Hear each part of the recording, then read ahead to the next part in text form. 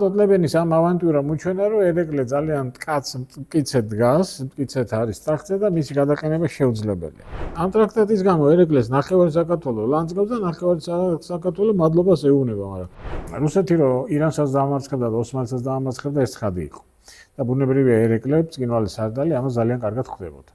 კიდე პარადოქსალურ რაღაცას ვიტყვით, შეხედვით რუსეთისთვის უკეთესი იყო თუ მისი მოკავშირე ერეკლე მეორე დამარცხდებოდა. ერეკლე თვითონ წერს, რომ ყველაო ვინც მე დამაბრალებსო, რომ ეს საბუთი ვიღაცის რჩევით მივიღეო, დიდ წოდვას ჩადის. როდესაც ქალები შეაბეს რუსებმა უღელში, წარმოგიდგენიათ, ეხლა მთიგულებთან ქალებს უღელში შეაბამ, რა რეაქცია ექნებათ არა? და ნუ აი ეს სპონტანურად დაიწყო საჯაყება. რა თქმა უნდა, ირანს და ოსმალეთს ყოველთვის ჯობდა რუსეთი. მიუხედავად იმ საშინელებისა, რომ ესეც იმპერია იყო, მანამდე შამილმა სცადა ოსმალეთში გასვლა, კახეთში ილაშქრა და კახეთი აოხრა. წინანდალი გადაწვა.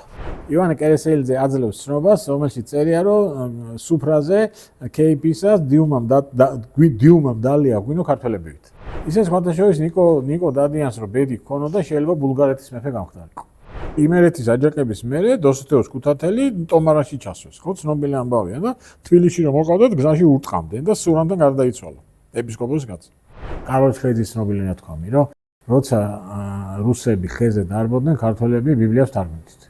მეორე მსოფლიო ომი რო დამთავრდა, კრემლში გაიმართა ცნობილი ბანკეტი, რომელზეც სიტყვით გამოვიდა სტალინი და მადლობა გადაუხადა იცით ვის? და აი აქ არის ეს ცნობილი ხელმოწერა. ზა იოსიფ სტალინ. ორიგინალია ეს. ასეთი დეპეშები ბევრია. ცნობილი ამბავია სტალინი რომ მოკვდა, იმაში ტიროდნენ კაცო, ციმბირის ბანაკებში ტიროდა ხალხი.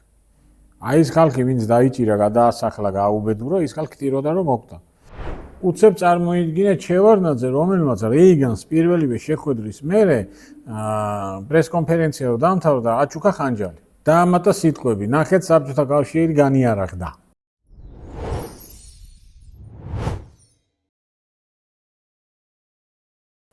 პირველი კონტაქტები, როგორც მე ერთხელ გითხარით, მოსკოვის სამთავროსთან ჯერ სამეფო არ არის.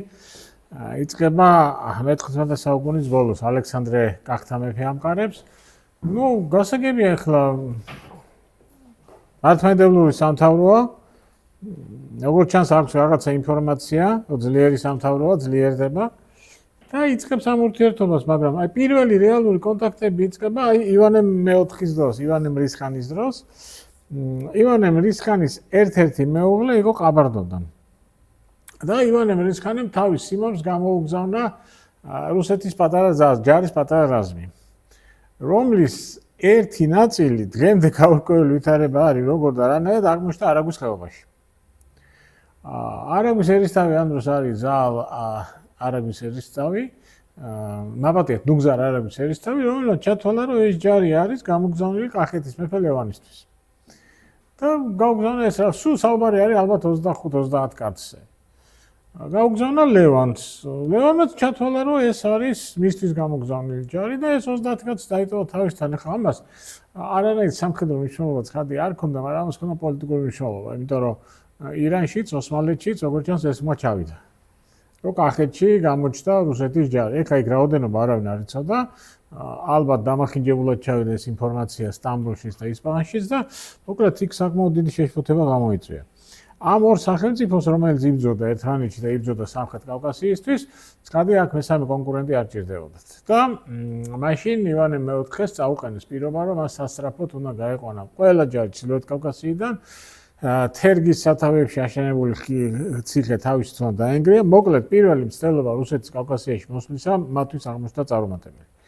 თუმცა ისიც უნდა აღინიშნოს, რომ მანდამაინც მონდომებულები არ იყვნენ. მიუხედავად იმისა, რომ დაიდო კიდეც წერილობითი დოკუმენტი, აი 1597 წელს, ეს ცნობილი დოკუმენტი, რომელსაც ქვია ფიცის წიგნი, რეალურად იმ დროს კავკასია რუსეთისათვის მანდამაინც საინტერესო არ იყო. მისი მთელი ინტერესები მიმართული იყო დასავლეთისაკენ, ბალტიისპირეთისაკენ და მთელ რესურსს ყველაფერს ხარჯავდა სწორედ იქით.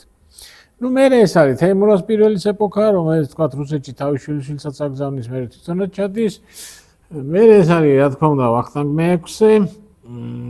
მე-6 და პეტრეს ურთიერთობა. შეთანხმება იყო, ოღონდ იცით როგორ შეთანხმება იყო?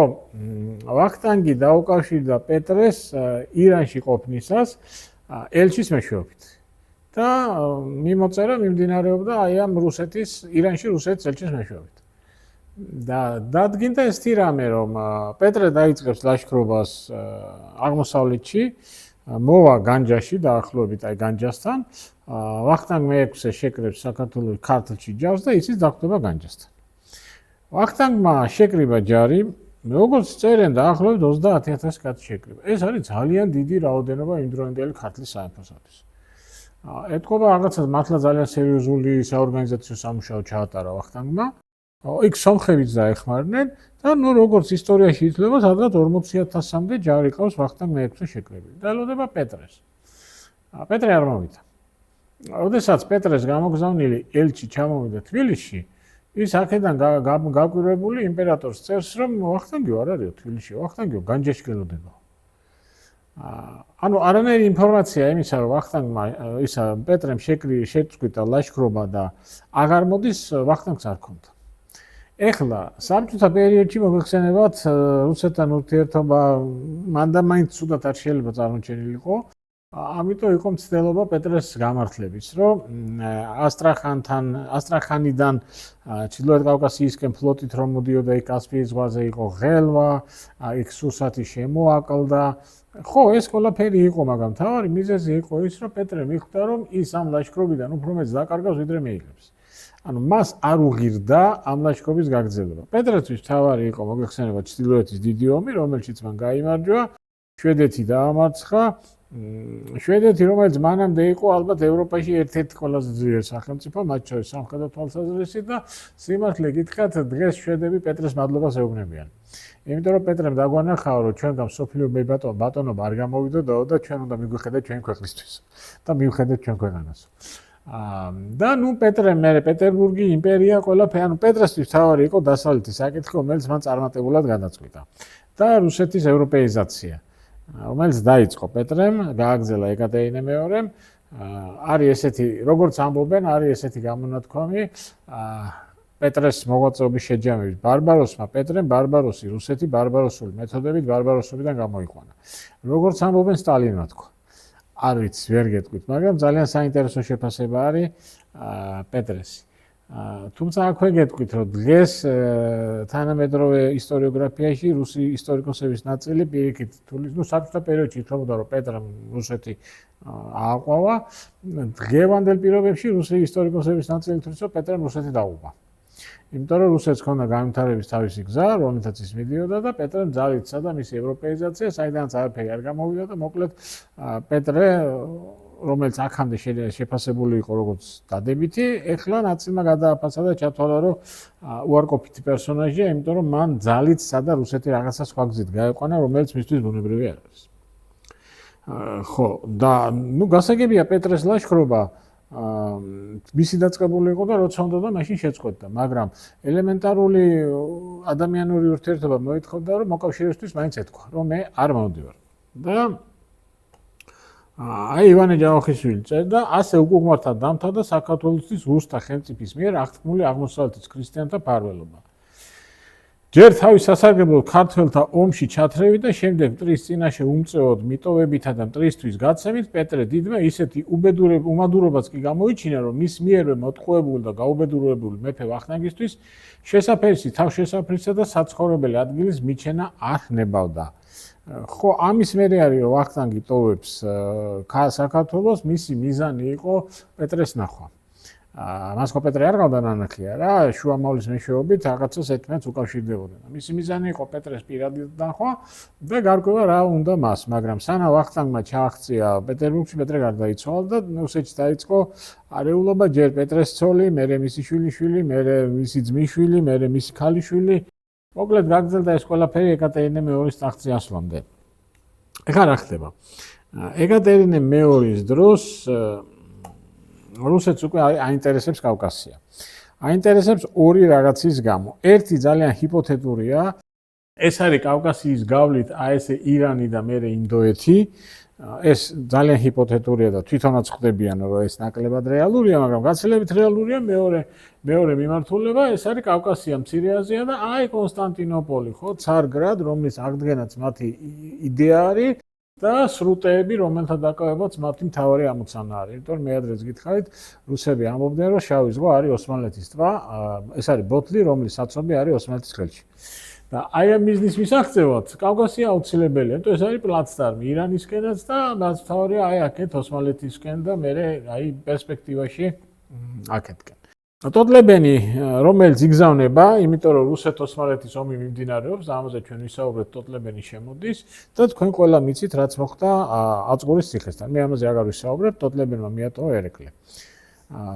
ეხლა აქ დგება მთავარი საკითხი. იყო ეს ტოტლებენის თვითნებობა, თუ ეს იყო პეტერბურგიდან მიღებული დავალება.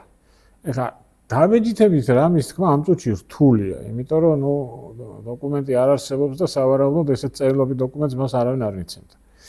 მაგრამ გამომდინარე იქიდან, რომ რუსეთში დაბრუნების მერე ტოტლებენისთვის არავის საყვედური არ გამოუცხადებია და უფრო მეტიც ის დააჯილდოვეს კიდეც, შეიძლება ვიფიქროთ, რომ ეს იყო პეტერბურგიდან მიღებული დავალება.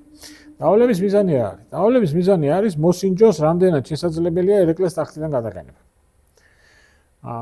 და ტოტლებენის ამ ავანტიურამ უჩვენა, რომ ერეკლე ძალიან მტკიცედ დგას, მტკიცედ არის ტახტზე და მისი გადაყენება შეუძლებელია. ამიტომ მაშინ სხვა გზით უნდა წახვიდე და ეს მეორე გზა არის ქართკახეთთან დიპლომატიური ურთიერთობების დამყარება. მომრავლდნენ ქართკახეთის სამეფო კარზე რუსი ვაჭრები, მოგზაურები, სამხედროები, რომელთა ამოცანა ერთადერთი რამეა, ერეკლეს უთხრან, რომ მან ფარელობა უნდა სთხოვოს რუსეთს. ჩვენ ვისაუბრეთ წინაზეც, რომ ერეკლე ეძებს მოკავშირეებს ევროპაში, ეძებს თქვათ ისე შორეულ ქვეყნებში, როგორც არის ეგვიპტის მამლუქები, მაგრამ არსაიდან არაფერი არ ისმის. და აი ესეთ პირთო მით უმეტეს ერეკლე განიცდის სერიოზულ ზეწოლას, იმიტომ რომ რუსეთში იმყოფება ვახტანგ მე-6 შვილიშვილი ალექსანდრე ბაქარიძე, რომელიც ითვლება ქართლის კანონიერ მემკვიდრედ და ერეკლეს არაერთხელ ესე მიანიშნეს, რომ ნუ ჩვენ ყავს იქ კიდე ვიღაცა, ვინც პრინციპში თუ ძალიან გაჭირდა, შეგვიძლია ტახტზე დავსვათ. და აი ამ ყველაფრის შედეგად ერეკლეს თავისი გათვლები აქვს სავარაუდოდ, ეხლა ჩვენ არ ვიცით ერეკლეს რა გათვლები აქვს, მაგრამ ჩვენ ვიცით რას წერენ რუსი ელჩები, ისინი წერენ, რომ ერეკლეს ვერაფერი ვერ გაუგეთო. ანუ ერეკლეს თავისი კონკრეტული გათვლები აქვს რუსეთთან დაკავშირებით და საბოლოო ჯამში ამან ყველაფერმა მიგვიყვანა ჩვენ გეორგიევსკის ტრაქტატამდე. ახლა საქმე რაშია? ამ ტრაქტატის გამო ერეკლეს ნახევარი საქართველოს ლანძღავს და ნახევარი საქართველოს მადლობას ეუბნება, მაგრამ რამდენს აქვს წაკითხული ვერ გეტყვით მე.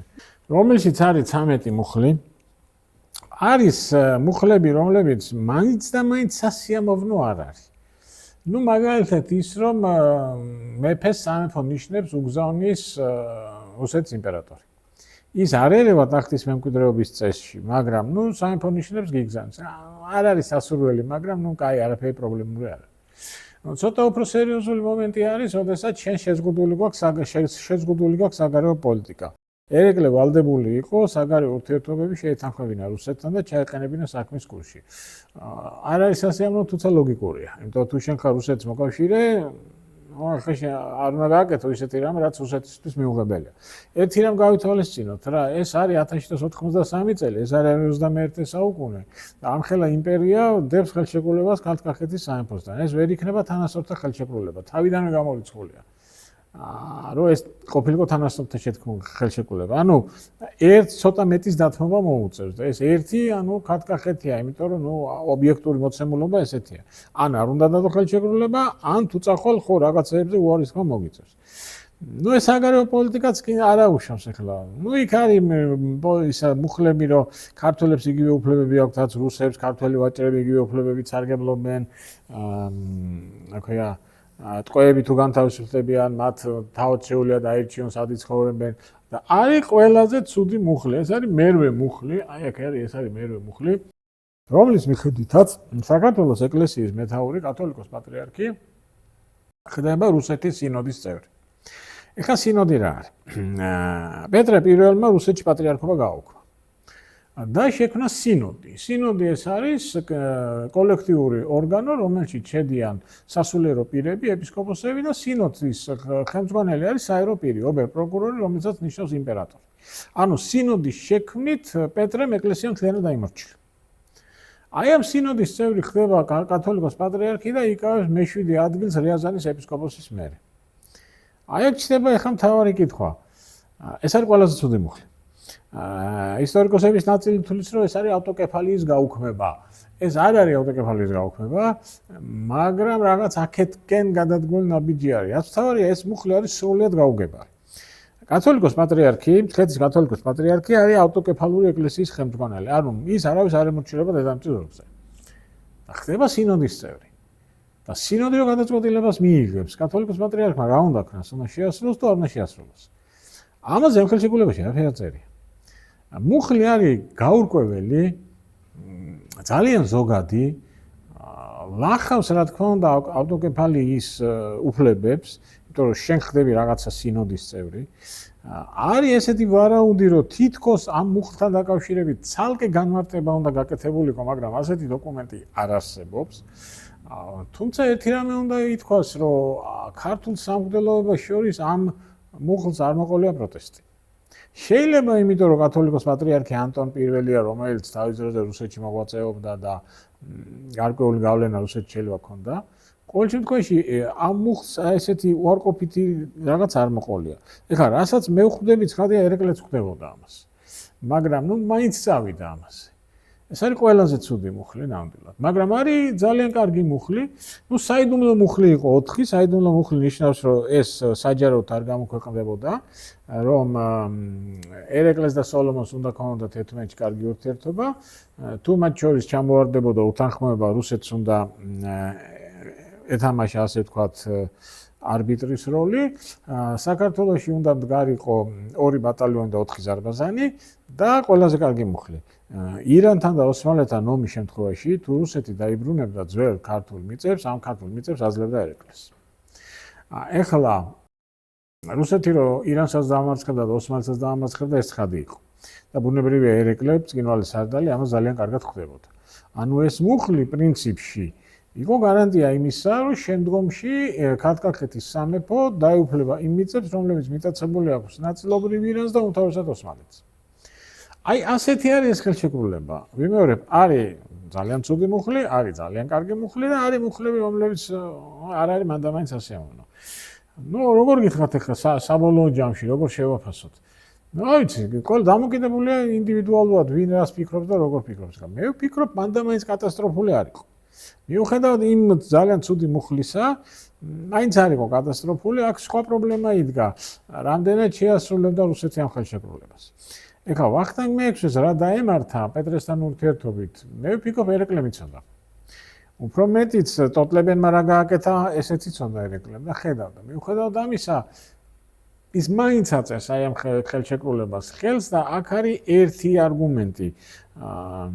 არც ვახტანგ მე-6-ს არ ქონდა არანაირი წერილობით ხელშეკრულება და არც ტოტლებენთან დაკავშირებით არ იყო არანაირი წერილობით ხელშეკრულება. ეს არის წერილობით ხელშეკრულება, რომელსაც ხელს მოაწერს იმპერატრიცა და მისი სახელით დაიდება. ერეკლემ არ იცოდა ის, რაც მერე საუკუნეების მერე გახდა ცნობილი და რამაც ოტო ბისმარკს ათქმევინა ის თავისი ცნობილი სიტყვები, რომ რუსეთთან დადებულ ხელშეკრულებას აქვს ის ფასი, რაც არის გასცეს ქაღალდი, რომელზეც ის არის დაწერილი. ანუ ხელშეკრულებაში აწერია, ამას მნიშვნელობა არ აქვს, იმიტომ რომ რუსეთი მას არასდროს არ დაიცავს, თუკი ამის საშუალება ეცემა. ასეა თუ ისეა, ერეკლემ მოაწერა ხელი ამ ტრაქტატს. არის ერთი ძალიან საინტერესო ვარაუდი. ეხლა გავრცელებულია თვალსაზრისო, ტრაქტატი დაიდო ირანისა და ოსმალეთის წინააღმდეგ, მაგრამ არის ერთი შეხედვით ესეთი უცნაური თვალსაზრისი, რომ ტრაქტატი დაიდო რუსეთისგან თავის დასაცავად. ანუ რა, ერეკლე ხვდება, რომ რუსეთი ადრე თუ გვია კავკასიაში მოვა. და კავკასიაში რუსეთი მოვა როგორც მტერი. და ასეთ შემთხვევაში ის აქ არავის არ დაინდობს. და შესაძლოა ერეკლე ესე ვარაუდობს, რომ იქნებ თუ ჩვენ გავხდებით მისი მოკავშირე და ოდესაც რუსეთი მოვა კავკასიაში, ჩვენი სამოკავშირეობა დაგვიფასებს. და აღარ იქნება იმდენად აგრესიული და ჩვენსთან მიიქნება კეთილგანწყობილი. ვიმეორებ, ერეკლემ არ იცის როგორ სახელმწიფოსთან აქვს ურთიერთობა, ამიტომ მისი ეს მოსაზრებები, ეს საკმაოდ გულუბრყვილო მოსაზრებები დღევანდელი გადასახედიდან შეიძლება აუხსნათ, რომ მას ესეთი რამ შეიძლება ქონოდა. ასეა თუ ისეა, ერეკლეს სიცოცხლეში რუსეთი რა თქმა უნდა არაფერს არ იმეშვება. ეხლა ტრაქტატის შეფასება ივანე ჯავახიშვილის ჰქონდა ძალიან მკაცრი. 1793 წლის ხელშეკრულება საქართველოსთვის სარგებლობა არა მოუტანია რა, ზიანი კი აუარებელი. პოლიტიკური მდგომარეობა გაუმჯობესების მაგიას საშინლად გაუარესდა. ხმა ამ ხელშეკრულებისა და რუსეთის სახელმწიფოს მფარველობისა დიდი ჰქონდა, საქმით კი ძალიან მცირედი იყო ის დახმარება, რომელიც რუსეთის მხრით საქართველოს აღმოაჩინა. ეხლა რაში იყო საქმე? ამ ხელშეკრულებამ ერეკლეს დააკარგინა ორი რამ. ერთი დააკარგინა მანევრირების საშუალება, რასაც ქართველი მეფეები იყენებდნენ, რა თქვა ირანსა, ოსმალეთსა და რუსეთს შორის მანევრირებდნენ, იმიტომ რომ ერეკლე მიება რუსეთს და მეორე ამ ხელშეკრულებამ ერეკლე დააპირისპირა ყველასთან, ვინც კი კავკასიაში იყო. ეს არის არა მარტო ირანი და ოსმალეთი, ეს არის სახანოები, განჯის, ერევნის, აქვია ყარაბახის, ყველა, იმიტომ ეს სახანოები მუსლიმები არიან. მათთვის რუსეთი არის მტერი და ყველამ დაინახა, რომ ერეკლე არის ის, ვისაც რუსეთი მოყავს კავკასიაში. ანუ ყველა დაუპირისპირდა მას და უფრო მეტიც ეხლა ამას იმ დროს ერეკლესთვის არანაირი მნიშვნელობა არ ჰქონდა, მაგრამ ინგლისი და საფრანგეთიც ძალიან უარყოფითად განეწყდნენ ამის მიმართ, იმიტომ რომ მათ თავისი პრეტენზიები და მას თავიანთი სურვილები ჰქონდათ მახლობელ აღმოსავლეთთან დაკავშირებით და არანაირი საშუალო სურვილი არ ჰქონდათ აქ რუსეთი გაუნჩენილიყო. ყველაზე პრობლემური ის აღმოჩნდა, რომ რუსეთი არ აპირებდა ამ ხელშეკრულების შესრულებას. ეს ძალიან მალე გამოჩნდა, როდესაც რუსეთმა აქედან ის 4 ბატალიონიც კი გაიყვანა. არგუმენტი ესეთი იყო, იწყებოდა რუსეთ-ოსმალეთის მორიგი ომი და იმის ნაცვლად, რომ შენი მოკავშირე დაიცვა, ოსმალებმა განაცხადეს, რომ ქართლ-კახეთში რუსული ჯარის ყოფნა შეიძლება გახდეს ინსპირაცია ოსმალებისთვის, მათ თქვენ დაგიწყონ ომი, ამიტომ ჩვენ გავიყვანთ ამ ჯარს აქედან, რომ ოსმალეთმა თქვენ ომი არ დაგიწყოთ. აბსურდული არგუმენტაცია, პირიქით უნდა გააკეთო, როცა ომი იწყება და შენ მოკავშირეს დაეხმარო. ამათ გაიყვანეს. უნდა ითქვას ისიც, რომ ერეკლეც უკვე ფაქტობრივად ამ ტრაქტატს აღარ იცავს და მოუკიდებლად იწყებს ურთიერთობას ახალციხის ფაშას მეშვეობით ოსმალეთის სულთანთან, მაგრამ ვითარება იცვლება 1795 წელს, როდესაც მოდის აგამ აჰმად-ხანი, ერეკლე ითხოვს რუსეთისაგან დახმარებას ტრაქტატის მიხედვით გაჭირვების და საჭიროების შემთხვევაში რუსეთი უნდა დახმარებოდა ერეკლეს, გამოეგზავნა დამატებითი ძალები. მაგრამ რუსეთი იქცევა ძალიან ცუდად ერეკლესთან მიმართებაში. ის არ ეუბნება, რომ ჯარს არ გამოუგზავნის, მაგრამ ჯარს არ უგზავნის. და ჯარი რო არ მოდის, ეს აგამ აჰმად-ხანმა იცის. აგამ აჰმად-ხანის აგენტურა თავისუფლად მუშაობს ჩრდილოეთ კავკასიაში, აკვირდება იქ მიმდინარე პროცესებს და ძალიან კარგად ხედავს, რომ ჩრდილოეთ კავკასიაში არანაირი მზადება, არც ჯარის შეკრება, არც რაღაცის მომზადება არ მიდის. ანუ ფაქტია, რომ აქედან კავკასიაში არაფერი არ წავა. ამიტომ ოდესაც აგამ აჰმად-ხანი მოდის, ის დარწმუნებულია, რომ რუსები არ მოვლენ. და ერეკლე ესეთ მდგომარეობაში, ამან არ იცის, რუსები მოვლენ თუ არ მოვლენ. ამანაც რა თქმა უნდა თავისი გავლენა იქონია. ერეკლემ არ იცოდა, რომ რუსებისთვის კიდე პარადოქსალურ რაღაცას ვიტყვით, შეხედვით, რუსეთისთვის უკეთესი იყო, თუ მისი მოკავშირე ერეკლე მეორე დამარცხდებოდა. რატო? იმიტომ რომ დამარცხებული ერეკლე მეორე კარგავს მანევრირების საშუალებას და მიბმული ხდება რუსეთზე. მაშინ როცა გამარჯვებული ერეკლე ძლიერია და კაცმარიცის რას გააკეთებს. ანუ იმ კონკრეტულ ვითარებაში რუსეთი დაინტერესებულია ერეკლე დამარცხდეს და ამას აკეთებს კიდეც. ტრაქტატის დადების მომენტშივე რუსეთმა უკვე იცოდა კავკასიაში რას გააკეთებს. ჩვენთან ძალიან გულუბრყვილოდ არის ხოლმე ესე გავრცელებული მოსაზრება, რომ რუსეთმა არ იცის რას აკეთებს. როგორ არ იცის 200 წლის მანძილზე მან ზუსტად იცის რა უნდა გააკეთოს. მოქმედებდა ყოველთვის აი ესე მიზან მიმართულად და აქაც იცის რომ ერეკლეს დროს არაფერი არ გამოვა, იმიტომ რომ ერეკლე ძლიერია, მაგრამ ერეკლეს გარდაცვალების მერე ის იწყებს უკვე მოქმედებას. ხელი შეუწყო იმ ცუდმა ვითარებამ, რომელიც არსებობდა ერეკლეს შვილებს შორის. დაპირისპირება გიორგი მე-12-სა და დედინაცვალ დარეჯანის შორის, დაპირისპირება ნახევარ-ძმებს შორის და რუსებმა ეს ყველაფერი გამოიყენეს და ნელ-ნელა დაიწყეს საქართველოში ჯარის შემოყვანა. 1800 წლის 18 დეკემბერს, მაშინ როდესაც გიორგი მე-12 ცოცხალია, პეტერბურგში პავლე პირველმა ხელი მოაწერა ბრძანებას ქართლ-კახეთის სამეფოს გაუქმების შესახებ. 1791 წელს ერეკლემ გამოსცა ბრძანება, რომლის მიხედვითაც მან შეცვალა ტახტის მემკვიდრეობის წესი. მეფობა უნდა გადასულიყო წმინდა ძმაზე. რატო შეცვალა ეხლა თვითონ წერს ამ საბუთის შესავალში, რომ ოჯახში იყოს სიმშვიდე, ძმებს შორის არ იყოს დაძაბულობა, მე მივიღეს გადაწყვეტილება. თუმცა რეალურად ეს ალბათ საპირისპირო რამეს ნიშნავს.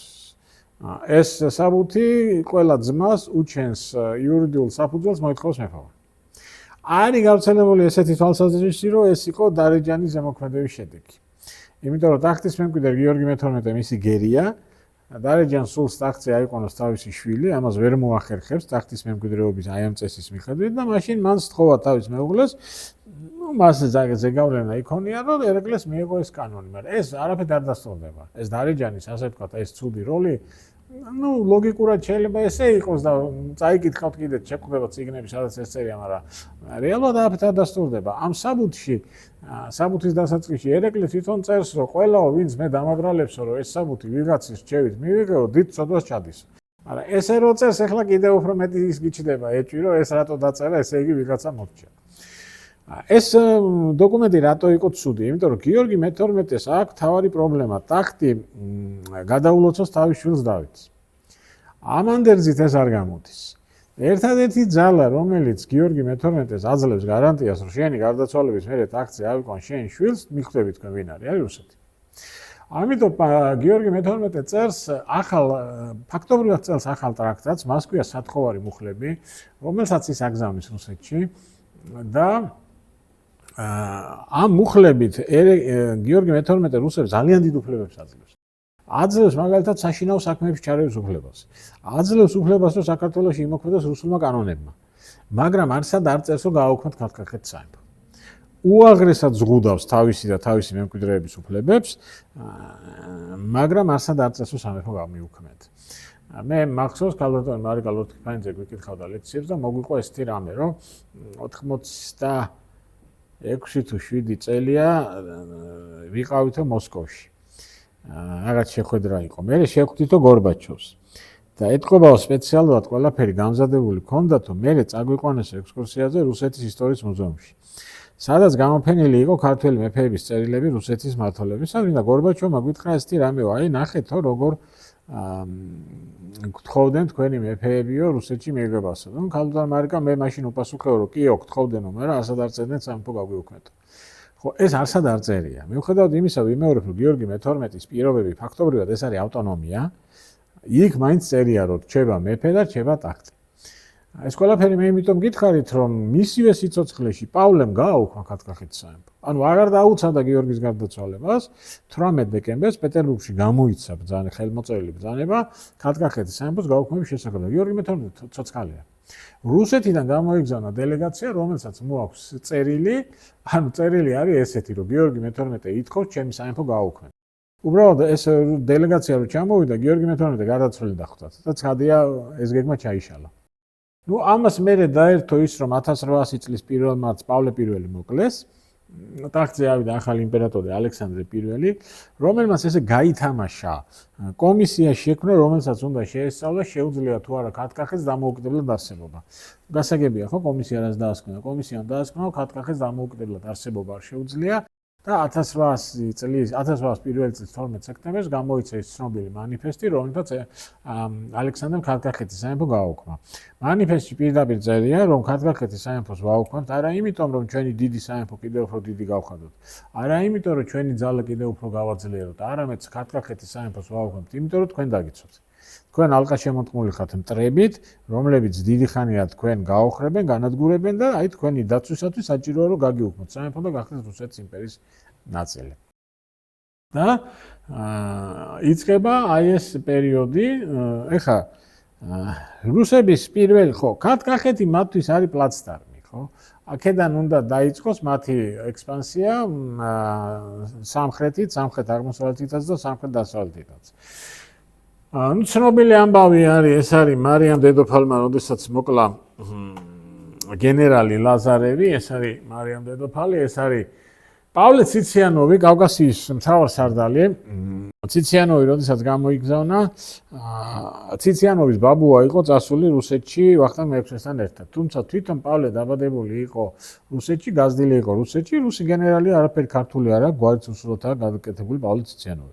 მაგრამ ხო მოგეხსენებათ ხო ეხა ქართველებს გვაქვს ეს სისუსტე რომ ვიღაცაში რაღაცა ქართულს რო დავინახავთ და პავლე ციციანოვიც რო ჩამოვიდა საზოგადოების ნაწილმა ჩათვალა რომ ნუ აი ეს რაღაცა კარგს მაინც ნიშნავს რომ თლათ რუსი და ვიღაცა არ არის თუმცა პირიქით პავლე ციციანოვი იყო ის კაცი რომელმაც იმერეთის მეფე სოლომონ მეორე აიძულა ხელი მოეწერა ხელშეკრულებაზე რომლითაც ფაქტობრივად იმერეთი გახდა რუსეთის იმპერიის ნაწილი სოლომონ მეორე თანახმა იყო რუსეთთან ხელშეკრულების დადებაზე, ის ხვდება რომ სხვა გამოსავალი არ აქვს, მაგრამ მოითხოვდა ტრაქტატის პირობებს.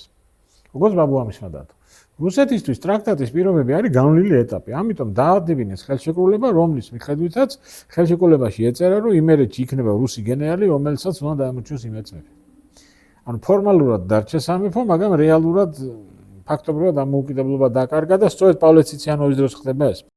ხო ეს არის გენერალი ლაზარევი, რომელსაც მარიამ დედოფალი უნდა გაესახლებინა რუსეთში და ეს ნახატია ცნობილი სცენა მარიამ დედოფალი კლავს გენერალ ლაზარევს. იმიტომ იქ შელაპარაკება მოხდა. მარიამმა ითხოვა რომ რამოდენიმე დღე დამტოვეთო, იმიტომ რომ შვილი ავად არის სიცხიანია და სანამ არ გამოჯამრთელდება ვერ წავალო. ლაზარევმა უთხრა რომ ეს ყველაფერი არის ტყუილი, რომ მარიამს აქვს სურს დარჩენა, იმიტომ რომ რაღაცა შეთქმულება მოაწყოს და ამიტომ მოხდა შელაპარაკება და მარიამა ლაზარევი მოკლა. ხო, მანამდე მოხდა ერთ საინტერესო რამ. როდესაც გიორგი მე-12 გარდაიცვალა, აქ უკვე არის რუსეთის ჯარი და აი გენერალი ლაზარევი აქ იმყოფება. ლაზარევმა ქართველ თავადებს უთხრა, რომ დროებითი მმართველი ხდება გიორგი მე-12-ის ვაჟი დავითი. ახლა ცხადია ქართველ თავადებმა რუსული არ იცოდნენ და თარგმნიდა სოლომონ ლეონიძე, ერეკლე მეორის მდივანი. ცნობილი კაცი. სოლომონ ლეონიძემ თარგმნა ესე გენერალი მეფობას ულოცავს დავითს. ლაზარევს თავის თარჯიმანი ყავდა, რომელიც აკონტროლებდა რა ხდება და ლაზარევმა იმ წუთას უთხრა სოლომონს, რომ თქვენ არასწორად თარგმნეთ. მეფე არა, მმართველი. და გაასწორებინა ეს. ეხლა აი ამას რომ მეფე არა მმართველი, მაშინ რეაქცია არ მოყოლია. როგორც ჩანს ქართველები ფიქრობდნენ, რომ რადგან ტრაქტატის პირობებით იქიდან უნდა მოვიდეს საიმპერატორო ნიშნები, ამიტომ ეს დროებით უნდა იყოს მმართველი. ანუ აი ამას რომ ეს უკვე პირველი ნიშანი იყო, ხო? რომ რაღაცა ისე არ მიდის, როგორც ტრაქტატში წერია, ამას მაშინ არ მიაქციეს დიდი ყურადღება, ჩათვალეს, რომ ნუ ასე უნდა იყოს რა, სანამ იქიდან ნიშნები ჩამოვა. ამასობაში რუსებმა უკვე ერთი პოლკი შემოიყვანეს აქ, მეორე პოლკი ჩრდილოეთ კავკასიაში იდგას და უბრალოდ არ შემოყავთ, იმიტომ რომ აქ ვერ გამოკვებავენ. ანუ სამხედრო თვალსაზრისით წინააღმდეგობის გაწევა უკვე დაგვიანებულია. აი ეს კინკლაობა ერეკლეს მემკვიდრეებს შორის, ეს წინ დაუხედაობა, გიორგი მე-12-ის აი ეს სისუსტე და ეს მისი სურვილი, რომ მანდამაინც შვილი აიყონოს ტახტზე და ეს დათმობები რუსეთის მიმართ, ამა ყველაფერმა რა თქმა უნდა რუსეთს გაუადვილა თავისი გეგმის მიღწევა და რუსეთმა დაიკავა აღმოსავლეთ საქართველო. ესენი არიან რუსი მმართველები, რომლებიც პირველ მე-13-ში არიან და ნუ აი ეს ყველაზე ცნობილი გენერალი ერმოლოვი. პირველი აჯანყება მოხდა 1804 წელს მთიულეთში, მოხდა სპონტანურად, იმიტომ რომ გზის გაყვანაზე მუშაობდნენ და უმძიმესი პირობები იყო განსაკუთრებით, როდესაც ქალები შეაბეს რუსებმა უღელში, წარმოგიდგენიათ, ეხლა მთიულებთან ქალებს უღელში შეაბამ, რა რეაქცია ექნებათ არა და ნუ აი ეს სპონტანურად დაიწყო აჯანყება, რომელიც ხადია მარცხით დამთავრდა. შემდეგი აჯანყება იყო კახეთში. ხო, ნუ მანამდე იმერეთის მეფე სოლომონი აჯანყდა, რომელიც ასევე დამარცხდა, სტამბულში წავიდა. ეს არის ცნობილი ფოტო პირველი მსოფლიო ომის დროს რუსებმა დაიკავეს ტრაპიზონი, სადაც დაკრძალული იყო სოლომონ მეორე და ეს იყო მისი საფლავი, სადაც გადაღებული არის ამ ქართველების ეს ნიშა. მერე ეს საფლავი თურქებმა დაანგრიეს, სკოლა იყო აქ და ეზო იყო და გზა გადიოდა და 1990 წელს სოლომონ მეორის ნეშტი რო გადმოასვენეს, ნუ მაშინ აი გათხრებით ჩატარდა. და იმის მიხედვით გადმოასვენეს. ხო, ნუ მერე იყო კახეთის აჯანყება, მაგრამ მანამდე მოხდა ძალიან საინტერესო რამ. ეს არის ანტონ მეორე, თეიმურაზ ერეკლეს ძე, ერეკლე მეორის ვაჟია, კათოლიკოს პატრიარქი. ეს არის უკანასკნელი კათოლიკოს პატრიარქი მე-19 საუკუნეში, იმიტომ რომ 1811 წელს რუსეთმა ავტოკეფალია გაუქვა. ანუ მოხდა წარმოუდგენელი რამ. სრულიად აბსურდული რამ მოხდა. ერთმა მართლმადიდებლურმა ეკლესიამ, მეორე მართლმადიდებლურ ეკლესიას ავტოკეფალია გაუქვა. თან როგორ იცით, მე-10 საუკუნეში გაქრისტიანებულმა, მე-4 საუკუნეში გაქრისტიანებულს იმ დიპტიქს კი პრაქტიკული მნიშვნელობა არ აქვს, ანუ ჩამონათვალე ეკლესიების. მეხუთე ადგილზე ჩვენ ვიდექით 4 საპატრიარქოს მერე და მე-7-ზე იყვნენ მე მგონი რუსები. ანუ ყველანაირად ჩვენზე დაბალი, ასე ვთქვათ, უფლებების მქონე ეკლესია და გაუქმე მეორე ეკლესიას ავტოკეფალია. ეს სრულ ყოველგვარი წესის დარღვევა, საეკლესიო წესის დარღვევა, ყველაფრის დარღვევა. თუმცა რუსების მხრიდან ეს ნაბიჯი გასაგებია. რუსების მიზანი არის ამ ქვეყნის რუსიფიკაცია. იცით რა, ჩვენ ხშირად ვამბობთ ხოლმე, რომ რატო აკეთებენ ამას, აკეთებდნენ. ის მოქმედებს იმპერიის ლოგიკით. ის ვერ იმოქმედებს შენი ლოგიკით შერაგინა. ის მოქმედებს თავისი ლოგიკით და მისთვის მნიშვნელოვანია, რომ მოხდეს შენი რუსიფიკაცია და ვერანაირად ვერ მოხდება შენი რუსიფიკაცია სანემში ქართულად ლოცულობ. ეს ერთი. მეორე, სასულიერო პირები განწყობილ დიდი ნაწილი განწყობილი არის ანტირუსულად და შესაძლოა გახდეს ძალიან სერიოზული ძალა შემდგომი ანტირუსული გამოსვლებისთვის. ანუ რუსების მხრიდან ამის გაკეთება სრულად ლოგიკური იყო. თუმცა ყველაფრის დარღვევა იყო მიმეორებ. ნუ მერე მოყვა ამას კახეთის აჯანყება, ასევე სპონტანურად დაწყებული, რომელიც ასევე მარცხი დამთავრდა. როგორ არის იცით, ახლა რუსეთის რეგულარული არმიის წინააღმდეგ ესე სპონტანური აჯანყებებით ბრძოლა თავიდანვე განწერილი იყო მარცხისათვის. მით უმეტეს იმ სიტუაციაში, როდესაც თავადაზნაურობა, რომელიც არის წამყვანი ძალა, თავადაზნაურობა, მოდი ვთქვათ ესე, პირობითად გაიყო სამ ნაწილად. ერთი მცირე ნაწილი, რომელიც თავიდანვე დაუპირისპირდა რუსეთს, მეორე მცირე ნაწილი, რომელიც თავიდანვე შევიდა რუსეთის სამსახურში, იმიტომ რომ გასაგებია რუსეთმა გამოგზავნა თავისი მოხელეები და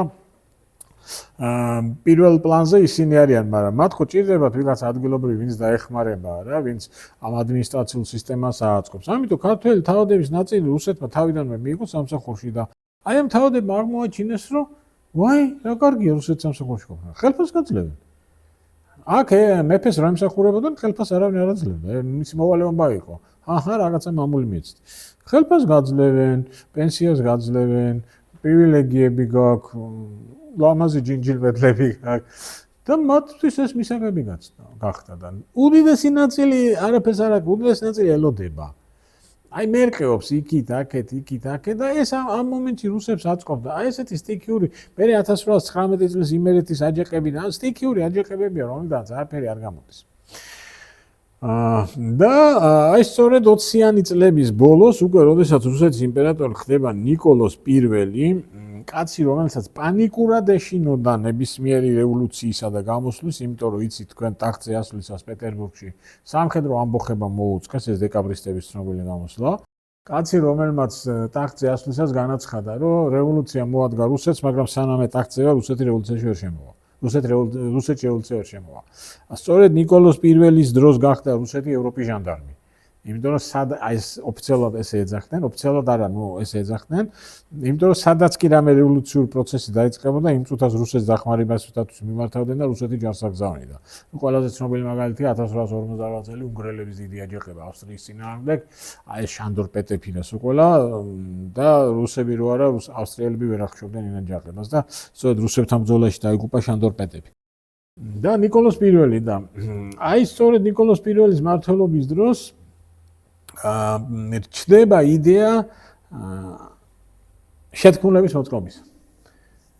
გასაგებია, ხო, თუ აჯანყება გვინდა, ასე სპონტანურ აჯანყებას ჯობია წინასწარ მომემზადოთ. ოღონდ აქაც პოზიციები იყოფა, იცით? ნაწილი თვლის, რომ აჯანყება არ გამოვა, იმიტომ რომ რუსეთი დიდია და ჩვენ ვერანაირად რუსეთს ვერ დავამარცხებთ.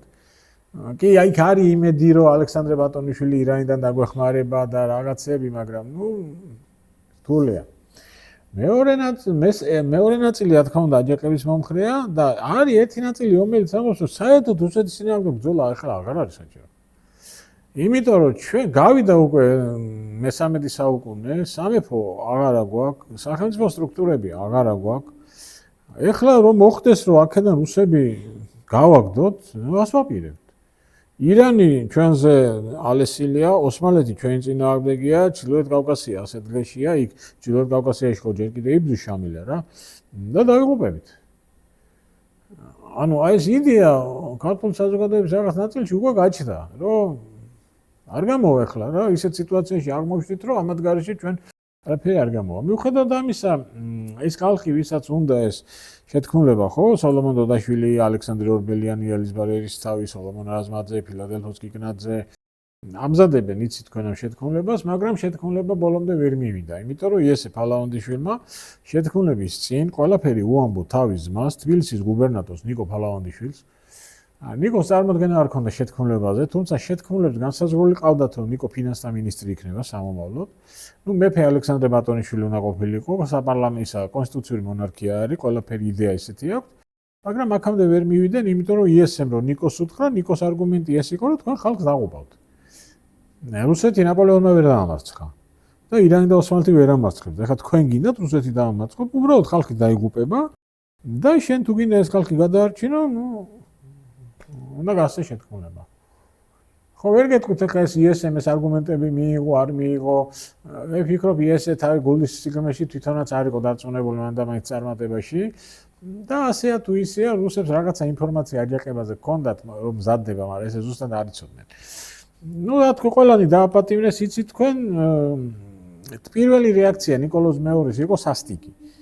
წარმოიდგინეთ ახლა ამ კაცს რო ეთქვიან, რომ სადღაც კავკასიაში აპირებენ შენ წინააღმდეგ შეთქმულებას, ნიკოლოზის პირველი მითითება იყო, რომ სიკვდილი დავსაჯეთ.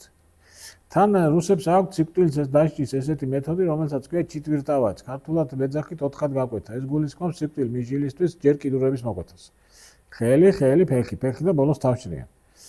და ბარონი როზენი არის ამ დროს მმართველი კავკასიის, რომელმაც შეჰყადრა იმპერატორს და უთხრა, რომ არაო, ასე რომ დავსაჯოთ ესენიო, აქო აჯანყება დაიწყება. ვერ გაიგებს ეს ხალხი ამასო და დაიღუპებთ, რასაც გადავრჩით, იმას მივიღებთ და ხო, სიკვდილით არავინ არ დაუშვიათ, გადაასახლეს რუსეთში სხვადასხვა ვადით და ერთადერთი ვინც ვერ დაბრუნდა იყო სოლომონ დოდაშვილი, იმიტომ რომ ვიატკაში იყო გადასახადებული მოგეხსენებათ, სუსტი ჯანმრთელობა ჰქონდა, ფიქრობს ანთება დაემართა და გარდაიცვალა. დანარჩენი ყველა დაბრუნდა. ნაწილი, როგორც ალექსანდრე ორბელიანი, ბოლომდე დარჩა რუსეთის მოწინააღმდეგე, მაგრამ ეს მოწინააღმდეგობა მხოლოდ სიტყვიერ დონეზე დავიდა. მეორე ნაწილი ალექსანდრე ჭავჭავაძე, გრიგოლ ორბელიანი, დიმიტრი ყიფიანი შევიდნენ, გააგრძელეს სამსახური რუსეთის იმპერიის სამსახურში და უზარმაზარ თანამდებობებს მიაღწიეს. გრიგოლ ორბელიანი წლების მანძილზე იყო კავკასიის მეფის ნაცვლის მოვალეობის შემსრულებელი. მასზე დიდი თანამდებობა რუსეთის იმპერიაში ქართლს არ ქონია. აი აქ დგება ახლა საკითხი. ეს მამათა თაობაა. ეს მამათა თაობაა, რომელსაც მერე თეგდალეულები ბრძოლას დაუწყებენ და აკაკი მხარაბუზა გენერალს დაუწერს და ილია ეთქვის, რომ ერთხელ გადაწყვიტეთ რაღაცის მოწყობა და დაგიჭირეს და ერთმანეთზე იმდენი ილაპარაკეთ, ჯობდა საერთოდ არაფერი არ მოგეწყოთა. აი აქ დგება საკითხი, რა უყოთ ამ თაობას. აი ეს არის პრობლემა. ახლა დიმიტრი ყიფიანი იყო უაღრესად პატრიოტი კაცი. შენაკითხვის გამოცვლელი საზოგადოების შექმნის ინიციატორი, პირველი თავმჯდომარე, ნუ რა ვიცი. მეფის ნაცვლის კანცელარიაში მუშაობს კაცი და მართლა გულწრფელად სჯერა, რომ აი რუსეთთან უნდა ვიყოთ. ახლა გრიგოლ ორბელიანი არის ერეკლე მეორის შვილიშვილი. აი ვინ და გრიგოლ ორბელიანი ხომ მაინც იცოდა რა დავკარგეთ რა. და ის ცნობილი ლექსი რო აქვს დაწერილი თამარ მეფის სახე ბეთანიის მონასტერში. ხო, იმიტომ რომ მაშინ ნადირობისას იპოვა. ის ბეთანიის მონასტერი მიგდებული იყო უკვე და გრიგოლმა იპოვა და მართლა რომ შევიდა და ეს ფრესკა დაინერხა და დაწერა ის ლექსი, ხო, სადაც რაზე ოცნებობს, რომ როდის დადგება დრო, რომ საქართველოს დადგება სხვა ქვეყნების რიგში. და ამავე დროს რუსეთის არმიის გენერალია და შილოთ კავკასიაში იბრძვის შამილის წინააღმდეგ. აი გაორებული თაობაა, იცით? ერთის მხრივ აწყობენ 32 წელს. აი ალექსანდრე ჭავჭავაძე არის ამის საოცარი მაგალითი. 1804 წელს, როდესაც მთიულეთში დაიწყო აჯანყება, ალექსანდრე ჭავჭავაძე სახლიდან გაიპარა და აჯანყებულებს შეუერთდა. დაიჭირეს, მაგრამ გადაარჩინა იმან, რომ არასრულწლოვანი იყო და ეკატერინე მეორის ათლული იყო. და რომ მამამისი ხო ჩვენი ელჩი იყო, პირველი ელჩი იყო რუსეთში. 1812 წელს უკვე 8 წლის მერე, როცა აჯანყება მის მშობლიურ კახეთში დაიწყო. ალექსანდრე უკვე რუსეთის არმიის ოფიცერია და აჯანყებულებს ეწვის. მერე 32 წლის შეთქმულებაში მონაწილეობს, რომ რუსები გააგდოს.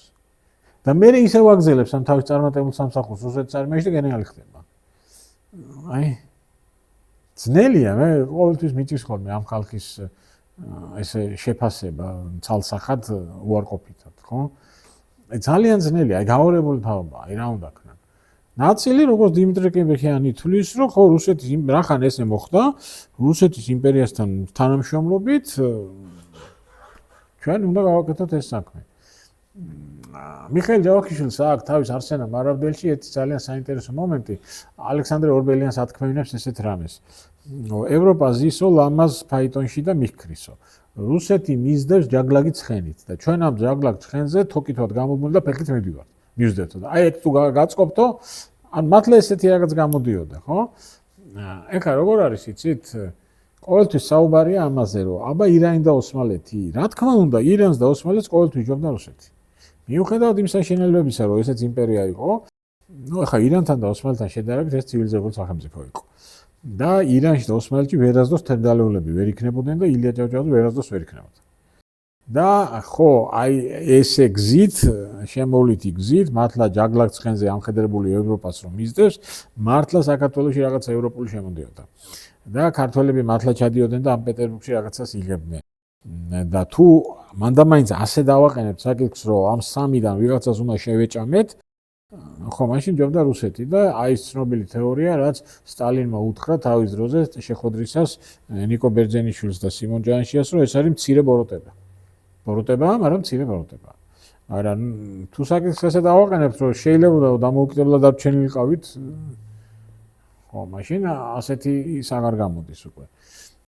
შეფასება. თუ თქვენი შვილი არ კითხულობს, მაშინ ეს ის ადგილია, სადაც უნდა გვესტუმროთ. ფასკუნჯი გურამ მეგრელიშვილის წერის საავტორო სკოლა. ნუ რუსეთისთვის მე გითხარით, ეს არის პლაცდარმი, ეს პირველი ომი ოსმალეთთან 1828-29, რომლის შედეგადაც დაიბრუნა დღევანდელი სამცხე და ჯავახეთი, ანუ ახალციხე ახალქალაქი დაიბრუნა. ნუ ქართველი გენერლები, რომლებიც მსახურობენ რუსეთის არმიაში, აგერ ჩვენი ალექსანდრე ჭავჭავაძე, ივანე მუხრანბატონი, სამხედრო სამსახური რუსეთის იმპერიაში ქართველებისთვის იყო ის გზა, რომელთაც მათ შეეძლოთ კარიერის გაკეთება. უმაღლესი სწავლება იყო ფასიანი და ქართულ თავადაზნაურობას სამწუხაროდ ეს ამდენი თანხები მანდამაინც არ ქონდა. მაშინ როცა სამხედრო სასწავლებელში სწავლა უფასოა. გარდა ამისა, ეს სამხედრო ნიჭი გვაქვს. მოწონს ვიღაცას არ მოწონს, გვაქვს და აი ჩვენმა გენერლებმა, ჩვენმა თავადაზნაურობამ მართლა ძალიან დიდი კარიერა გაიკეთა. ეხლა ეს არის რუსეთი როგორ იპყრობს ნელ-ნელა კავკასიას. აი 1830-იანი წლებისათვის აი ეს არის საზღვარი რუსეთის იმპერიის. ანუ დღევანდელი აზერბაიჯანის სომხეთის ტერიტორიები მთლიანად დაკავებული აქვს და აი დარჩენილი არის სამხრეთ საქართველოს ტერიტორია, რომელიც აქვს ოსმალეთს და ნუ აი ეს ჩეჩნეთის ტერიტორია, სადაც მიმდინარეობს ეს ბრძოლა შამილის წინააღმდეგ. და აქ კიდე დგება ეს საკითხი, ეს არის ქართველების მონაწილეობა შამილის წინააღმდეგ ბრძოლაში. სწორი იყო თუ არ იყო სწორი? არის ესეთი ამბავი, შამილმა წელი გამოუგზავნა გრიგოლ ორბელიანს, რომელიც ეუბნება, რომ რას აკეთებთ ქართველები. ჩვენ ხო ერთნი ვართ, ჩვენ ხო ერთად უნდა ვიბრძოლოთ. მანამდე შამილმა სცადა ოსმალეთში გასვლა, კახეთში ილაშქრა და კახეთი აოხრა, წინანდალი გადაწვა. ტყვედ ჩაიგდო ალექსანდრე ჭავჭავაძის შვილის, დავით ჭავჭავაძის ოჯახი და ილია ორბელიანის ოჯახი. მე დავით ჭავჭავაძის იმიტომ მოუწია იმ წინანდლის გაყიდვა, რომ ესენი გამოესყიდა იქიდან. იქ შამილმა ცუდი რაღაცები აკეთა მაშინ კახეთში და საპასუხო წერილში გრიგოლ ორბელიანი ამასწარს. ჩვენ რო ერთი ვართ, ეგ მაშინ უნდა გეფიქრო. როცა კახეთში ილაშქრა. აი აქაც ესეთი საკითხია რა, ერთი მხრივ თითქოს შამილი მართალია, კავკასიელები ვართ და რატო უნდა ვიბრძოლოთ ერთმანეთის წინააღმდეგ, მეორეს გრიგოლ ორბელიანის მართალია, ეს კავკასიელობა მაშინ გაახსენათ, როცა გაუჭირდათ. ძნელია, რთული პერიოდია.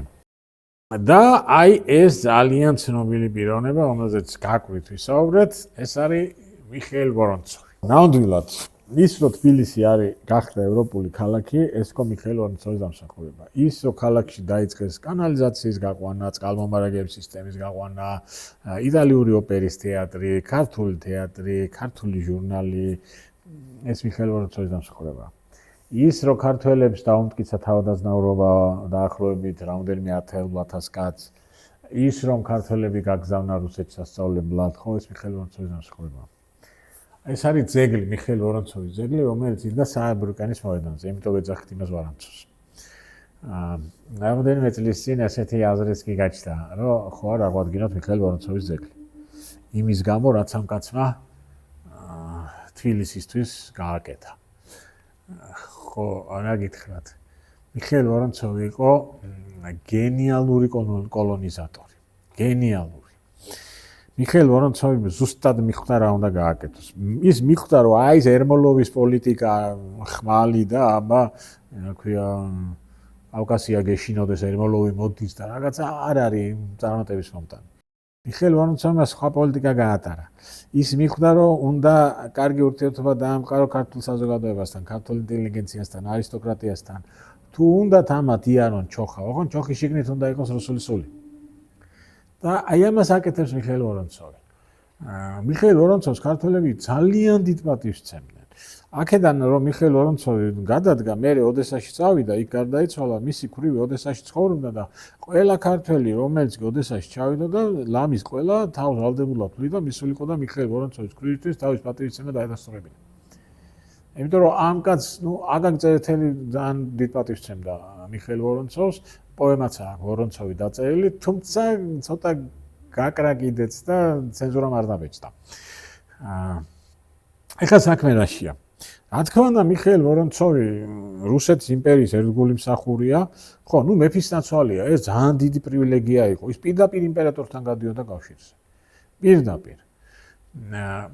აი საოცარი პოლიტიკა ჰქონდა რა, ეს სადმე რეგიონში ხო წავიდოდა, თან მიქონდა ერთი ჩემოდანი ორდენები. აი ყველას ურიგებდა. დაკიდებდა ორდენს, მადლობას უცხადებდა რაღაც, ანუ კეთილ განაწყობდა შენდამი, ხო? ერთხელ ბრუნდება თუ არ ვწდები აზერბაიჯანიდან მოდის და სადღაც თბილისამდე 10-15 კილომეტრით ადრე ქართველი თავადები დახვდნენ და მოყვებიან. და გვერდზე თანამოსაუბრე ეუბნება ვორონცოვს, ესენი ვირანია და რა უნდათ? არა, კაცო, ამათ აფერი უნდათ, ეს ქართველი თავადები არიან, უბრალოდ უნდათ რომ გამოგვაცილონო რა. ანუ ძალიან კარგად მოუძებნა აი სუსტი წერტილი ქართულ თავადაზნაურობას. და ატარა ეს პოლიტიკა. მე ეს არის ალექსანდრე ბარიატინსკი, რომელმაც გააგზელა ეს პოლიტიკა, ვორონცოვის პოლიტიკა გააგზელა ბარიატინსკი. ეხლა საქმე რაშია? მიხეილ ვორონცოვი არის სხვებთან შედარებით არის ლიბერალი. იმპერიის მასშტაბებით. ოღონ ლიბერალი არის ისეთი, რომელსაც რუსეთის იმპერია უნდა, ოღონ მას აქვს ეს იდეა, რომ არ არის საჭირო ყოველს რუსიფიკაცია. და იყოს ეს მრავალფეროვნება ამ რუსეთის იმპერიაში, თუ კი ისინი არიან ჩვენი ერთგულები, ანუ შეიძლება აქ ეხლა რა ეცმება. აქ აუცილებლად უნდა გავიქცეოთ, რომ მიხეილ ვორონცოვი დაიბადა და გაიზარდა ბრიტანეთში. მამამისი იყო რუსეთის ელჩი ლონდონში. და აი იქიდან აქვს მას ეს სრულიად განსხვავებული კოლონიალური პოლიტიკა. რომ იქ არის დაბადებული ევროპაში, იქ არის გაზრდილი, ეს ყველაფერი იცის და ამიტომ ხვდება და სხვა გზით მიყავს ეს კავკასიის კოლონიზაცია, არ მიყავს ამ ერმოლოვის შტიკის და იმ ხმლის გზით და სულ სხვა გზით მიყავს, რომელიც საბოლოო ჯამში პრინციპში საკმაოდ წარმატებული აღმოჩნდა, ხო? აი ეს ქართული ჟურნალები, ყველაფერი ეს მის დროს ხდება. ეს არის დღევანდელი, აი თავისუფლების მოედანი და ეს ქარვასლა, რომელიც იდგა დაიწვა, ამ ქარვასლის ეს მანთაშოვია. პირველ სართულზე იყო მაღაზიები და მეორე სართულზე იყო იტალიური ოპერის თეატრი. დიუმა რო ჩამოვიდა, დიუმა არის აღფრთოვანებული, ესეთი პატარა, მაგრამ ესეთი ლამაზი თეატრი არ მინახავს.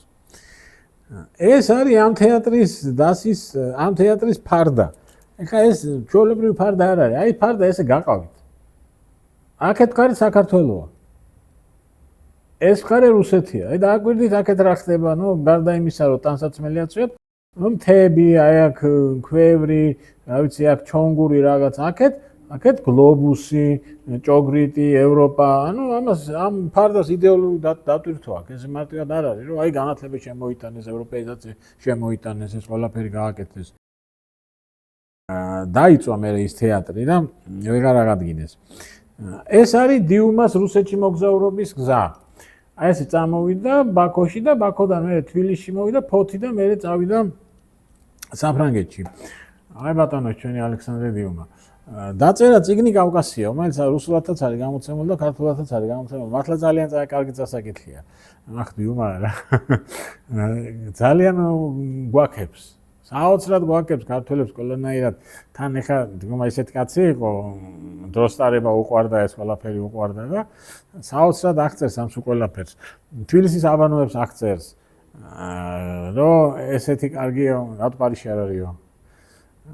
მე მგონი 10 დღე 2 კვირა იყო აქ და 8-ჯერ თუ 9-ჯერ წავედიო წერს. აქვეა. ქართულ ქალებზე წერს, რომ ძალიან ლამაზები არიან. პარიზში რომ მოდა გამოვა ერთ კვირაში აქ უკვე იციან. ზოგადად. ერთი ნაკლი აქვთო, გზელი ცხვირი აქვთო. ქართველებზე წერს ზოგადად, მაგრამ ჩემი ცხვირის პატრონი მაგას არ უნდა ვამბობდეო. ზოგადად ძალიან საინტერესო ისა. ხო, თავის წიგნში ცნობა აქვს მოტანილი, რომელიც ივანე კერესელიძე მიცა. ივანე კერესელიძე ამ ცისკრის გამომცემელი. ივანე კერესელიძე აძლევს ცნობას, რომელშიც წერია, რომ სუფრაზე KP-ს დიუმამ დალია გვინო ქართველებივით. და ეს წიგნში აქვს ეს ცნობა მოტანილი, რა. ნუ ეს ილია ორბელიანი. ეს არის გრიგოლ ორბელიანის უმცროსი ძმა, რომელიც შამილმა დაატყვევა. შამილს უნდოდა რომ ილია გაეცვალა თავის შვილში, რომელიც რუსებს ყავდა დატყვევებული, თუმცა ვერ მოხერხდა, თუმცა ილია მერე გაანთავისუფლა. ამას ეძღვნება მერანი. ნიკო ბარათაშვილი კლასელები იყვნენ, ბიძა და დიშვილი არიან. ილია ორბელიანის და გრიგოლის და იყო ნიკოლოზ ბარათაშვილის დედა, მაგრამ განსხვავება დიდი და-ძმებს შორის და ილია და ნიკოლოზი კლასელები იყვნენ და მიუძღვნა თავის ბიძას ეს ამბავი. ეხლა რა ხდება? ნუ რუსეთი რომ აუქმებს სამთავროებს, როდესაც რუსეთმა გააუქმა ქართლისა და ქართლ-კახეთი და იმერეთი, ეს სამეფოები დატოვა. არაფერი ეს სამთავრო რუსეთის იმპერიის ნაწილი არა, რაღაცა დამოუკიდებლობის, აი რაღაცა ილუზიას ქმნის, იმიტომ რომ თქვა გურიელიზის, დადიანიზის, დადეშკელიანი და შეროშიძეზის, მაგრამ მე რუსეთს ეს აღარ ჭირდება და სადღაც 56 წელს სამგეო სამთავროს აუქმებს. დავით დადიანი ბოლომთავარი და გარდაიცვალა მე ეკატერინე ჭავჭავაძე და ნიკო დადიანი, ნიკო და ნიკოს უარსად ქმევინებენ. ისე სხვათა შორის ნიკო დადიანს რო ბედი ჰქონოდა, შეიძლება ბულგარეთის მეფე გამხდარიყო. 80-იან წლებში ბულგარეთში შეიქმნა სიტუაცია, როდესაც ტახტი თავისუფალია, ახლად აღდგენილია ბულგარეთის სამეფო ოსმალეთის ბატონობისაგან და მეფე უნდა აირჩიონ. ეხლა ბულგარეთზე ინტერესი ყველა დიდ სახელმწიფოს აქვს. საფრანგეთი, ბრიტანეთი, რუსეთი, ავსტრია, პრუსია და გადაწყდა, რომ მეფე უნდა იყოს, რა თქმა უნდა, წარჩინებული საგვარეულოს წარმომადგენელი, მაგრამ არ უნდა იყოს დინასტიურ კავშირში არც ერთი დიდი სახელმწიფოს მონარქთან. რომ ასე ვთქვათ, მისი პოლიტიკა არ გაატაროს და რუსებმა წამოაყენეს ნიკო დადიანის კანდიდატურა. უბრალოდ მაშინ ანტირუსულად იყო ძირითადად განწყობილი ეს დიდი სახელმწიფოები და ვერ გაიყვანა რუსეთმა თავის კანდიდატურა. თორე შეიძლება ნიკო გამხდარიყო ბულგარეთის მეფე. ეს მისი ძმა არის ანდრია დადიანი, პირველი ქართველი პროფესიონალი მოჭადრაკე. ევროპაში დადიოდა, ჭადრაკს თამაშობდა ის. ნუ დაყავდათ კიდე სალომე დადიანი, რომელიც იცით თქვენ იყო ცნობილი აი ნაპოლეონის მარშალ მიურატის შვილიშვილის მეუღლე და აი ეს ნაპოლეონის ნიღაბი რო არის დღეს ზუგდიდის მუზეუმში და ნაპოლეონის მაგი და მაშინ იქიდან აშილ მიურატმა ჩამოიტანა. მერე გააუქმა სვანეთის სამთავრო, ეს არის სვანეთის ბოლო მთავარი კონსტანტინე დადეშკელიანი და ნუ აფხაზეთის მთავარი მიხეილ შერა, ანუ სამთავროები გააუქმა, იმიტომ რომ აფიში აღარ ჭირდება. და მიდის სრული რუსიფიკაცია. ეხლა რა ხდება? განათლება რუსულ ენაზეა, საქმის წარმოება რუსულ ენაზეა. წირვალოცვა ბოლომდე რუსულად ვერ გადაიყვანეს, მაგრამ ნუ ცდილობენ რომ რუსულად გადაიყვანონ. დემოგრაფიული ვითარების შეცვლა. სექტანტების ჩამოსახლება. აი ეს მალაკნები, დუხაბორები, მაშინ გაჩნდნენ საქართველოს ესტონელები, აფხაზეთში რო ჩამოასახლეს, გერმანელები.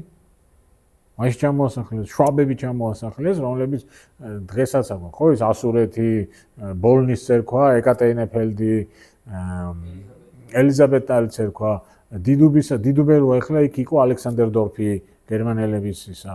თუმცა ამაში გაგვიმართლა, შვაბები ძალიან მშრომელი ხალხი იყო და ბევრი რამ გვასწა, მაგალითად არაჟანი. პირველად როგორც ამბობენ გერმანელებმა შემოიტანეს თბილი. თავის ღვინის წარმოება დაიწყეს, ეს კასრები ღვინის შვაბებმა დაამზადეს. მე ბოლნიში ნანახი მაქვს სახლი, რომელიც ეს გერმანელების სახლი. თავისი დიდი უზარმაზარი სარდაფით, იმითი დიდი ღუმელია, რომელიც ყველა ოთახში გადის. ისეთია. აი დღესაც ბოლნიში ნუ ესენი ხო გერმანელები ხო მეორე მსოფლიო ომის წინ გაასახლეს, ამიტომ დღესაც არის ხალხი, ვისაც ახსოვს ესენი ბოლნიში და ყვებიან, რომ აი ქუჩაზე რო შეხვიდოდი, უკვე ქუჩას ეთყობოდა ქართველებს ხოლმე თუ გერმანელები. გასაგებია რატო ეთყობოდა ხო? სოფელი თამარისი არის მარნეულთან, სოფელი თამარისი, სადაც ასევე ცხოვრობდნენ გერმანელები და მე რო ვიყავი სოფელში, მე რო მოვდიოდი, იქ ერთ სკოლის დირექტორმა მითხრა, რომ მოდიოდიო დააკვირდიო სახლები როგორ დგასო, არა მეთქი. აი რო გახოლო დააკვირდიო, ეს ქუჩა გერმანელებს აშენებულია და დააკვირდი სახლებსო. ყველა სახლი ზუსტად ერთნაირი მანძილით იყო ქუჩიდან დაშიავრული. და ზუსტად ერთნაირად იდგა რა, აი ეს გახედავდი სიმეტრია ჰქონდა. ასე რომ ამ შვაბების ჩამოსახლებაში რა თქმა უნდა გაგვიმართლა. ნუ ის სხვადასხვა ის დუხაბორები და მალაკნების ძალიან შრომელი ხალხი იყო. მე კიდე მახსოვს ის პერიოდი დეზერტირების ბაზარში რომ ისა წნილს ყიდიდნენ ის მალაკნები. საუკეთესო წნილი ჰქონდათ. ხო, აი ანუ დემოგრაფიულ ვითარებას გიცვლის, რუსიფიკაციას ატარებს და სერიოზული პრობლემებია უკვე. და აი ახლა მე მინდა წაგიკითხოთ ერთი ფრაგმენტი. ხო, ეს ძალიან საინტერესო რაღაცაა. ეს არის კალენდარი, 1896 წლის კალენდარი.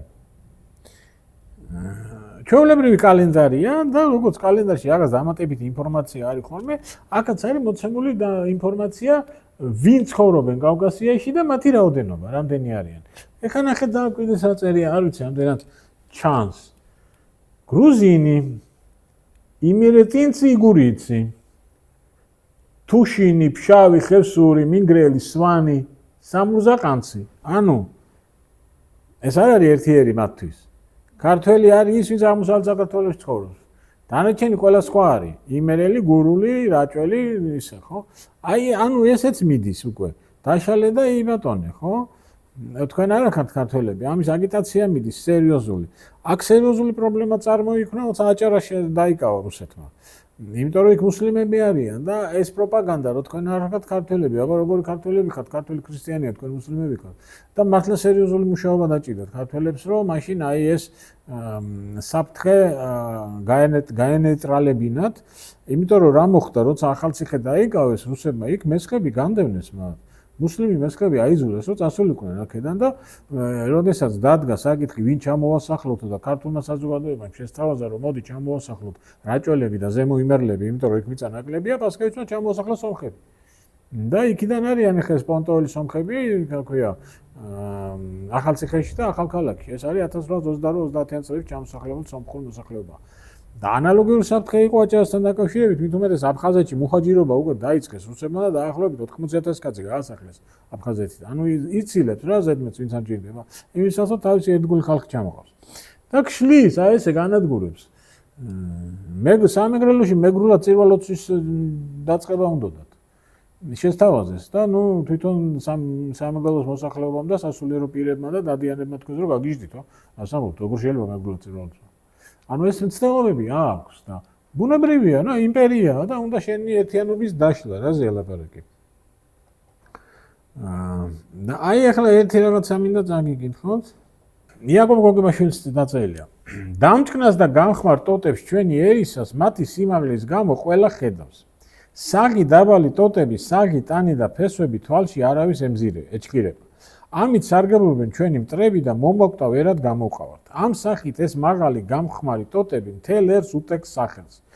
მომოკვდავად გამოჰყავთ და ყვავყურნებს აჩხავლებენ, ანდერც ასაგებ კილოზე. ამიტომ სულ ჭეშმარიტებას გაღადებს ერთი ჩვენი სახელოვანი მწერალი, შთამომავლობით დიდი ფეოდალი, მიმართულებით კი ეროვნული დემოკრატი. როდესაც ამბობს, რაც უფრო ადრე გადაჰყავს ცხოვრების ჩარხი ამ გამხმარ ტოტებს, მით უფრო სარგო იქნება ჩვენი ქვეყნისათვის. ეს არის გენიალური შედარებაა. ხე, ფესვები ჯამრთელია, ტანი ჯამრთელია, ქვედა ტოტები ჯამრთელია, დაავადებულია ზედა ტოტები. ზედა ტოტები ვინ არის? არისტოკრატია. ზედა ფენა ის, რომელსაც წესით ევალება ამ საზოგადოების წინ წაყვანა, ხო? იმიტომ რომ ის არის პოლიტიკური ელიტა, ელიტ ყველაფერი ის არის, ხო? აი ის პრობლემა აქვს, იმიტომ რომ იქ მაგალითად იქნება ესეთი წიგნი, ერთ-ერთმა მუხრან ბატონმა დაწერა წიგნი, სადაც გატარებული იყო იდეა, რომ რაში გვჭირდება ქართულად ვინ ლაპარაკობს, რაც უფრო მალე დავივიწყებთ ქართულ და გადავალთ რუსულზე, მით უფრო უკეთესია. აი ესეთ პირობებში გამოდიან თერგდალეულები. რო არა თერგდალეულები ხო ნუ არ ვიცი რა იქნებოდა თერგდალეულების ამოცანა მარტივად რო გითხრათ არის ძალიან ესეთი ეხლა გაგვეცინება ეს რო თქვა ქართველებს გაახსენოს რომ ქართველები არიან და მქონდათ ედრო სახელმწიფო და არიან ერი აი ეს იყო მათი ამოცანა იმიტომ რომ სრული რუსიფიკაცია მიმდინარეობს და აი ეს არის ამისთვის უნდა გამოიყენო თეატრი, გაზეთი, ჟურნალი, ყველაფერი აი ამისთვის იყენებენ ამ ყველაფერს და აი ძალიან ცნობილი წერილი ეს არის ნიკო ნიკოლაძის წერილი დაწერილი 1879 წელს ყოველი ხალხის ცხოვრებაში შემდეგი განვითარების 4 პერიოდი მოიძებნება.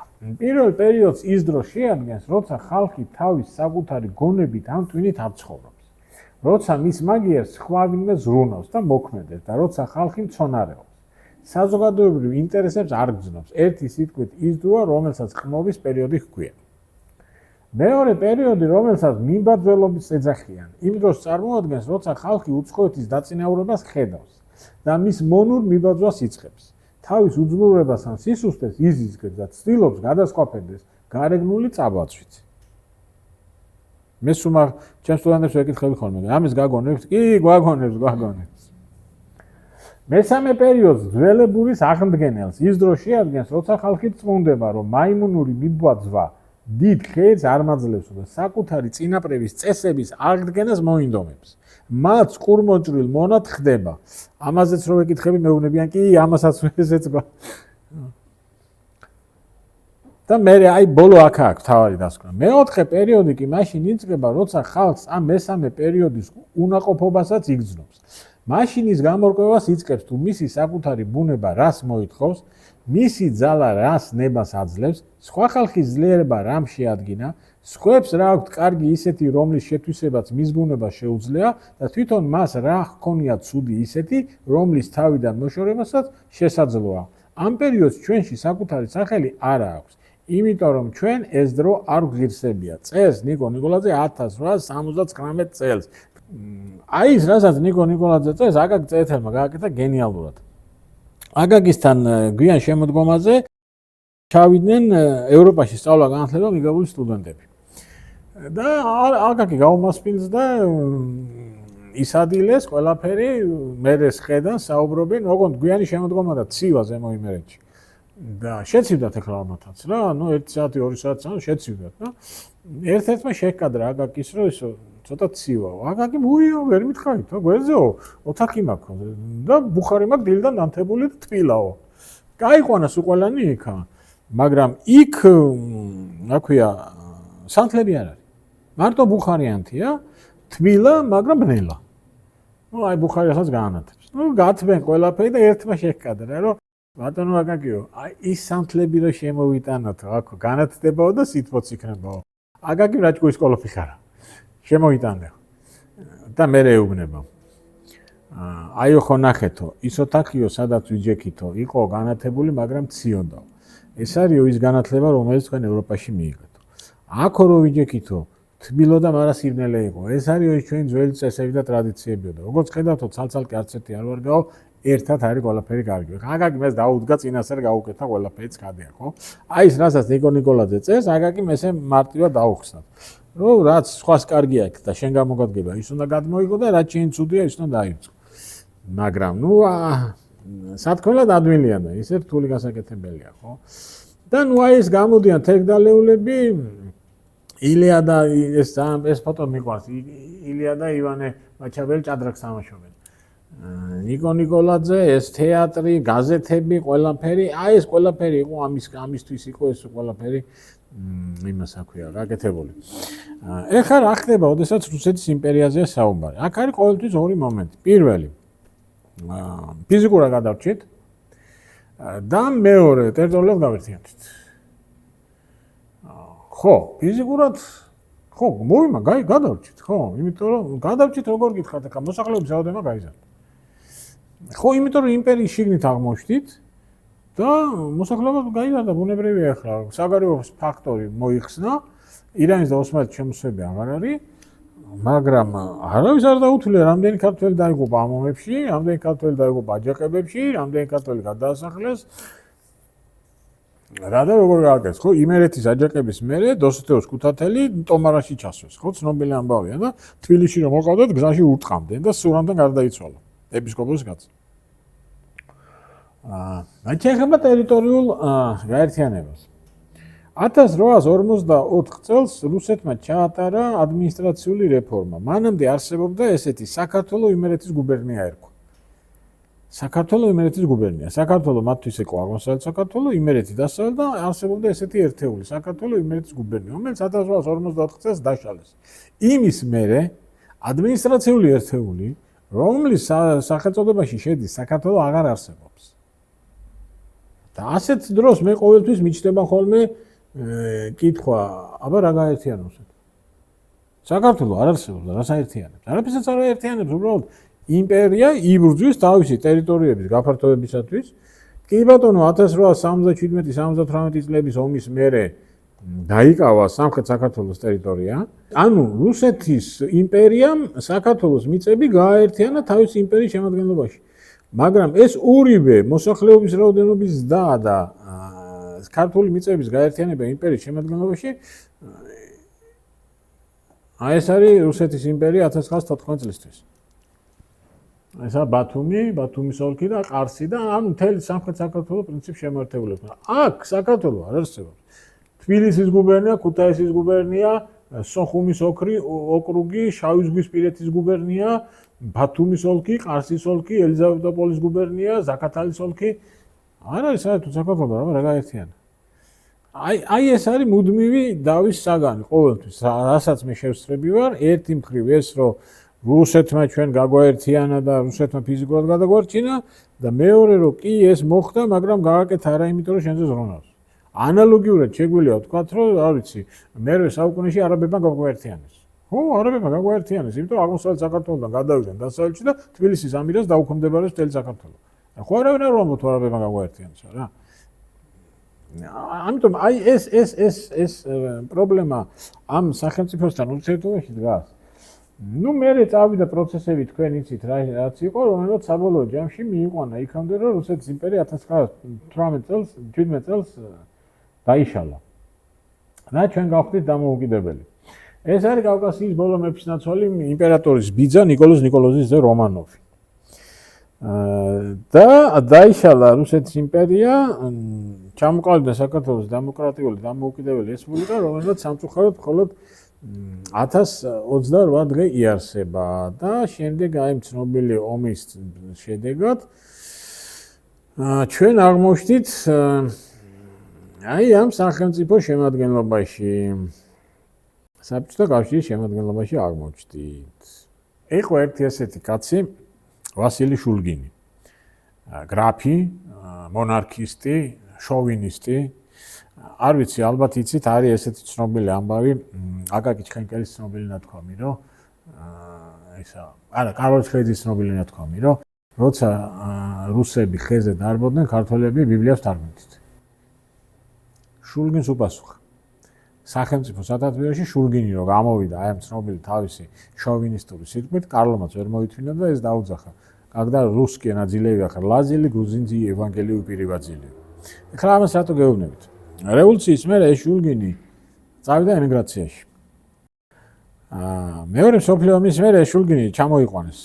დაიჭირეს, ჩამოიყვანეს საბჭოთა კავშირში, ცოტა ხანი აცხოვრეს ციმბირში, მერე დააბრუნეს და მერე სხვათა შორის გადაღებული არის 2 საათიანი დოკუმენტური ფილმი. ეს შულგინი პეტერბურგში ჩამოიყვანეს და ასე არის აგებული ფილმი შულგინი ელაპარაკება მუშას. და ეს მუშა ეუბნება, რომ აი როგორ წარმატებას მიაღწია საბჭოთა კავშირმა და ეს შულგინი დაყავთ იმ ძველ ადგილებში, სადაც ეს თავის დროზე დადიოდა და ეს შულგინიც იძახის, რომ არა, ამხელა წარმატებას მიაღწია და ეს ყველაფერი ძალიან საინტერესო ფილმია, სათაური არ მახსოვს, ინტერნეტში დევს ეს ფილმი. და რატო გიყვებით ახლა ამ ყველაფერს? შულგინს აქვს ესეთი ნათქვამი. აქ რო ჩამოვიდა განსაკუთრებით ამ ფილმის მერე, ნუ ემიგრაცია ძალიან დაუპირისპირდა ხა ცხადია, იმიტომ რომ ეს პროპაგანდისტული ფილმი იყო. და მაშინ შულგინმა თქვა ესეთი რამე, როგორც ამბობენ, რომ მეო ნიკოლოზ მეორე კი არ მიყვარდაო. მე მიყვარდაო რუსეთის იმპერია. და არანაირი მნიშვნელობა არ აქვს, ტახტზე იჯდება ნიკოლოზ მეორე თუ იოსებ პირველი. და ანუ რატო გეუბნებით ამას? იმიტომ რომ ეს საბჭოთა კავშირი იყო რუსეთის იმპერია. ჩვენ ვეძახდით საბჭოთა კავშირს. საბჭოთა კავშირის გერმანიის ომი რომ მოძებნოთ სამეცნიერო წიგნები არის რუსეთ-გერმანიის ომი. ინგლისურენოვანი ლიტერატურა მოძებნა. ესე, იმიტომ რომ ეს იყო ისევ რუსეთის იმპერია. სხვა იდეოლოგიით, სხვა შეფერილობით, მაგრამ იყო რუსეთის იდეოლოგია. და კიდე ერთი ხაზგასმა ამისი, რომ ეს საბჭოთა კავშირი იგივე რუსეთის იმპერიაა, ოღონდ მოდიფიცირებული, რა თქმა უნდა. 1945 წლის მეორე მსოფლიო ომი რომ დამთავრდა, კრემლში გაიმართა ცნობილი ბანკეტი, რომელზეც სიტყვით გამოვიდა სტალინი და მადლობა გადაუხადა იცით ვის? რუს ხალხს. სხვას არავის. მხოლოდ და მხოლოდ იქ იძახის ველიკი რუსკი народ. რომელმაცო გაუძლო ამდენ რამესო, გვაპატია პირველი დღეების მარცხიო, სხვა ყველა ხალხი მთავრობაში ჩამოაგდებდაო, ამათო და აი გაუძლესო და მადლობას უხდის დიდ რუს ხალხს. რატო რა სხვებმა ნაკლები იომეს, ნაკლები იბრძოლეს, ნაკლები ხალხი დახოცეს? არა, იმიტომ იმანაც იცოდეს ვის იმპერია. იმანაც იცოდა ვინ არის აქ თავარი. ხო? ამიტომ ეს სახელმწიფო ფაქტობრივად არის გაგრძელება იმისა, რაც იყო, რა თქმა უნდა, სხვანაირად.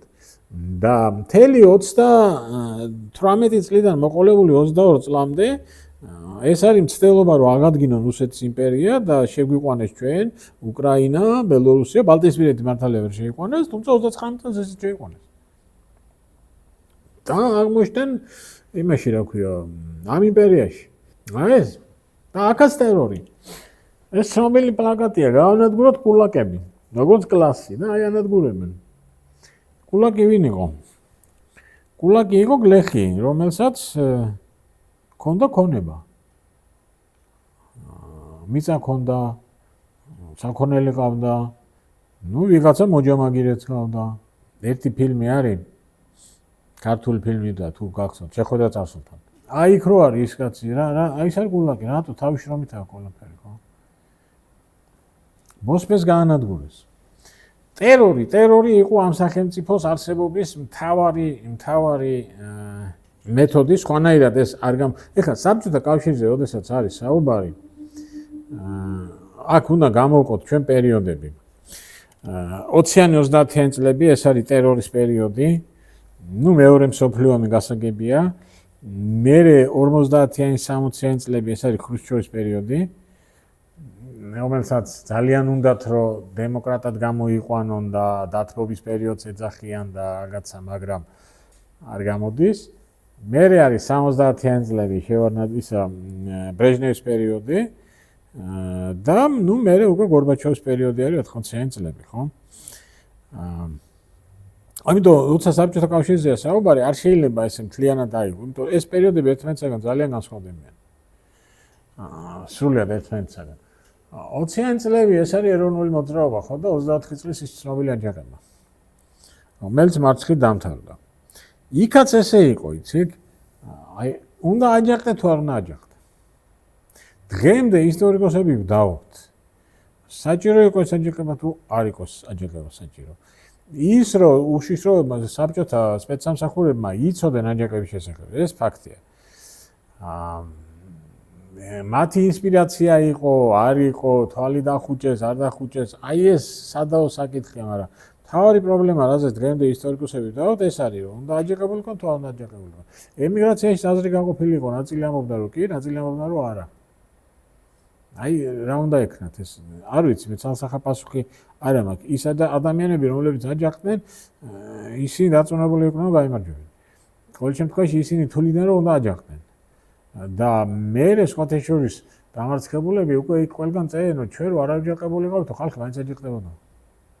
ანუ იმ დონეზე იყვნენ უკვე, რომ მაინც აჯანყდებოდნენ და ჯობია ჩვენ გვიხემძღვანელო. ნუ შანსი რა თქმა უნდა მინიმალური იყო. თავიდანვე გათვლა ყოველთვის იყო იმაზე, რომ აჯანყება უნდა მოხდეს მთელ კავკასიაში. მთელ კავკასიაში არავინ არ ფიქრობდა, რომ მარტო საქართველოს გაიმარჯვებს და ისიც ისეთ პირობებში, როცა არის საერთაშორისო ვითარება ხელსაწყობი. ანუ რუსეთს საბჭოთა კავშირის თავისი პრობლემები აქვს და აი ამ დროს უნდა ავჯანყდეთ. ნუ არ გამოვიდა იმ მომენტში საბჭოთა კავშირის პრობლემები ნაკლები ქონდა, საერთო კავკასიური აჯანყება კი არა, მთელი საქართველოს მასშტაბით არ გამოვიდა აჯანყება, აქედან გამომდინარე შანსი ნაკლები იყო, მაგრამ მოყვა რეპრესიები, ხო? იყო, არ იყო, ჭირდებოდათ, არ ჭირდებოდათ, ვინც კი უნდა დაიჭირეს და ყველ დახუტეს. დაწყებული იმითი ზესტაფონთან რომ გარედან დახვიტეს, შორაპანთან დახვიტეს გარედან ის რკინიგზის ვაგონები, იქიდან დაწყებული, რა ვიცი, რა გითხრა და როგორ გითხრა. ამის მერე აჯანყება, რა თქმა უნდა, უკვე შეუძლებელი იყო. აი აქაც ნახეთ რა საინტერესო რაღაცა ხდება. აი სად არის კომპრომისი, სად გადის ეს ზღვარი იმპერიასთან და ძალასთან კომპრომისის. 24 წლის აჯანყების მერე თბილისის სახელმწიფო უნივერსიტეტმა გააკეთა მიმართვა, რომელშიც ეს აჯანყება დაგმო. და ხელს აწერს მთელი პროფესორ. როგორც ამბობენ, მერე ივან ჯავახიშვილი ძალიან ანობდა, რომ ამას ხელი მოვაწერა. არა, დრო იყო ეს. ძალიან რთულია, ძალიან რთულია. ის რაც იწყება მე 30-იანებში. და 36 და 37 წელი. ხო, ეს შიმშილობა და გოლოდომორი რო იყო 30-იან წლებში და სხვადასხვა რაოდენობა, რამდენი მილიონი კაცი დაიღუპა, ზუსტად არიციან სხვადასხვა მკვლევარს, სხვადასხვა აქ 5 მილიონი, 2 მილიონი, თქვათ 8 მილიონი, მაგრამ მილიონზე მეტი ნამდვილად არის. რაც დაიხოცა. არსებობდა მუგი, მებრძოლ უღმრთოთა კავშირი. რუსულად არის Союз воинствующих безбожников. და გამოდიოდა გაზეთი безбожники. აღდგომა და მეორე დღეს საუბრობთ ეს რაღაცაზე, არა. ისტორია არის, ხო? состоится массовое сожжение икон. ანუ რაში უშლიდათ რელიგია ხელს? აი რაში უშლიდათ? იმიტომ თავის ახალ რელიგიას ქმნიან. ახალ რელიგიას ქმნიან, კაკო ბაქრაძის აქ ერთხელ ნათქვამი რა. საბჭოთა რელიგიის ფუნდამენტი ეს იყო, რომ არ არის ღმერთი გარდა ლენინისა და სეკას მდივანი არის მისი მოციქული. თავის რელიგიას ქმნიან. ამათ ჭირდებოდათ ადამიანი, რომელიც აბსოლუტურად ყველაფერს გააკეთებს, ხო? რომელიც დაწერს აი ამას, დედას მოკლავ და დავახჩობ მამას, თუ რევოლუცია მოითხოვს ამას. ხო? და ის ცნობილი მაგალითები, პავკა მოროზოვები და ისინი, რომლებიც საკუთარ მშობლებს და იმას შვებოდნენ რა. ხო და აი ესეთი იდეოლოგია იყო. ეს ტაძარი იდგა ქუთაისში, ცენტრში, თეატრთან, დღეს რო შადრევანია იქ. დაანგრიეს. იწყებენ დაანგრევას, ჯვრის ჩამოხსნას იწყებენ.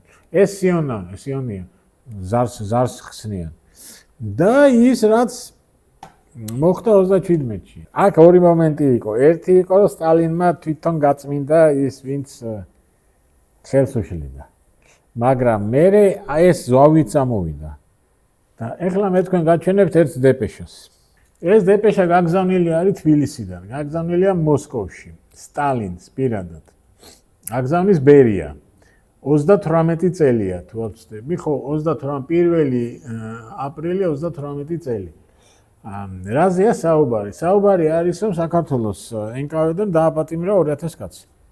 ესენი არიან ყოფილი ეროვნულ დემოკრატები, სოციალ-ფედერალისტები, მენშევიკები, ასე შემდეგ. და ამ დეპეშაში აი კონწერია საქართველოს NKVD ითხოვს 1000 კაცისათვის პირველ კატეგორიას და 500 კაცისათვის ითხოვს მეორე კატეგორიას. პირველი კატეგორია არის დახვრეტა.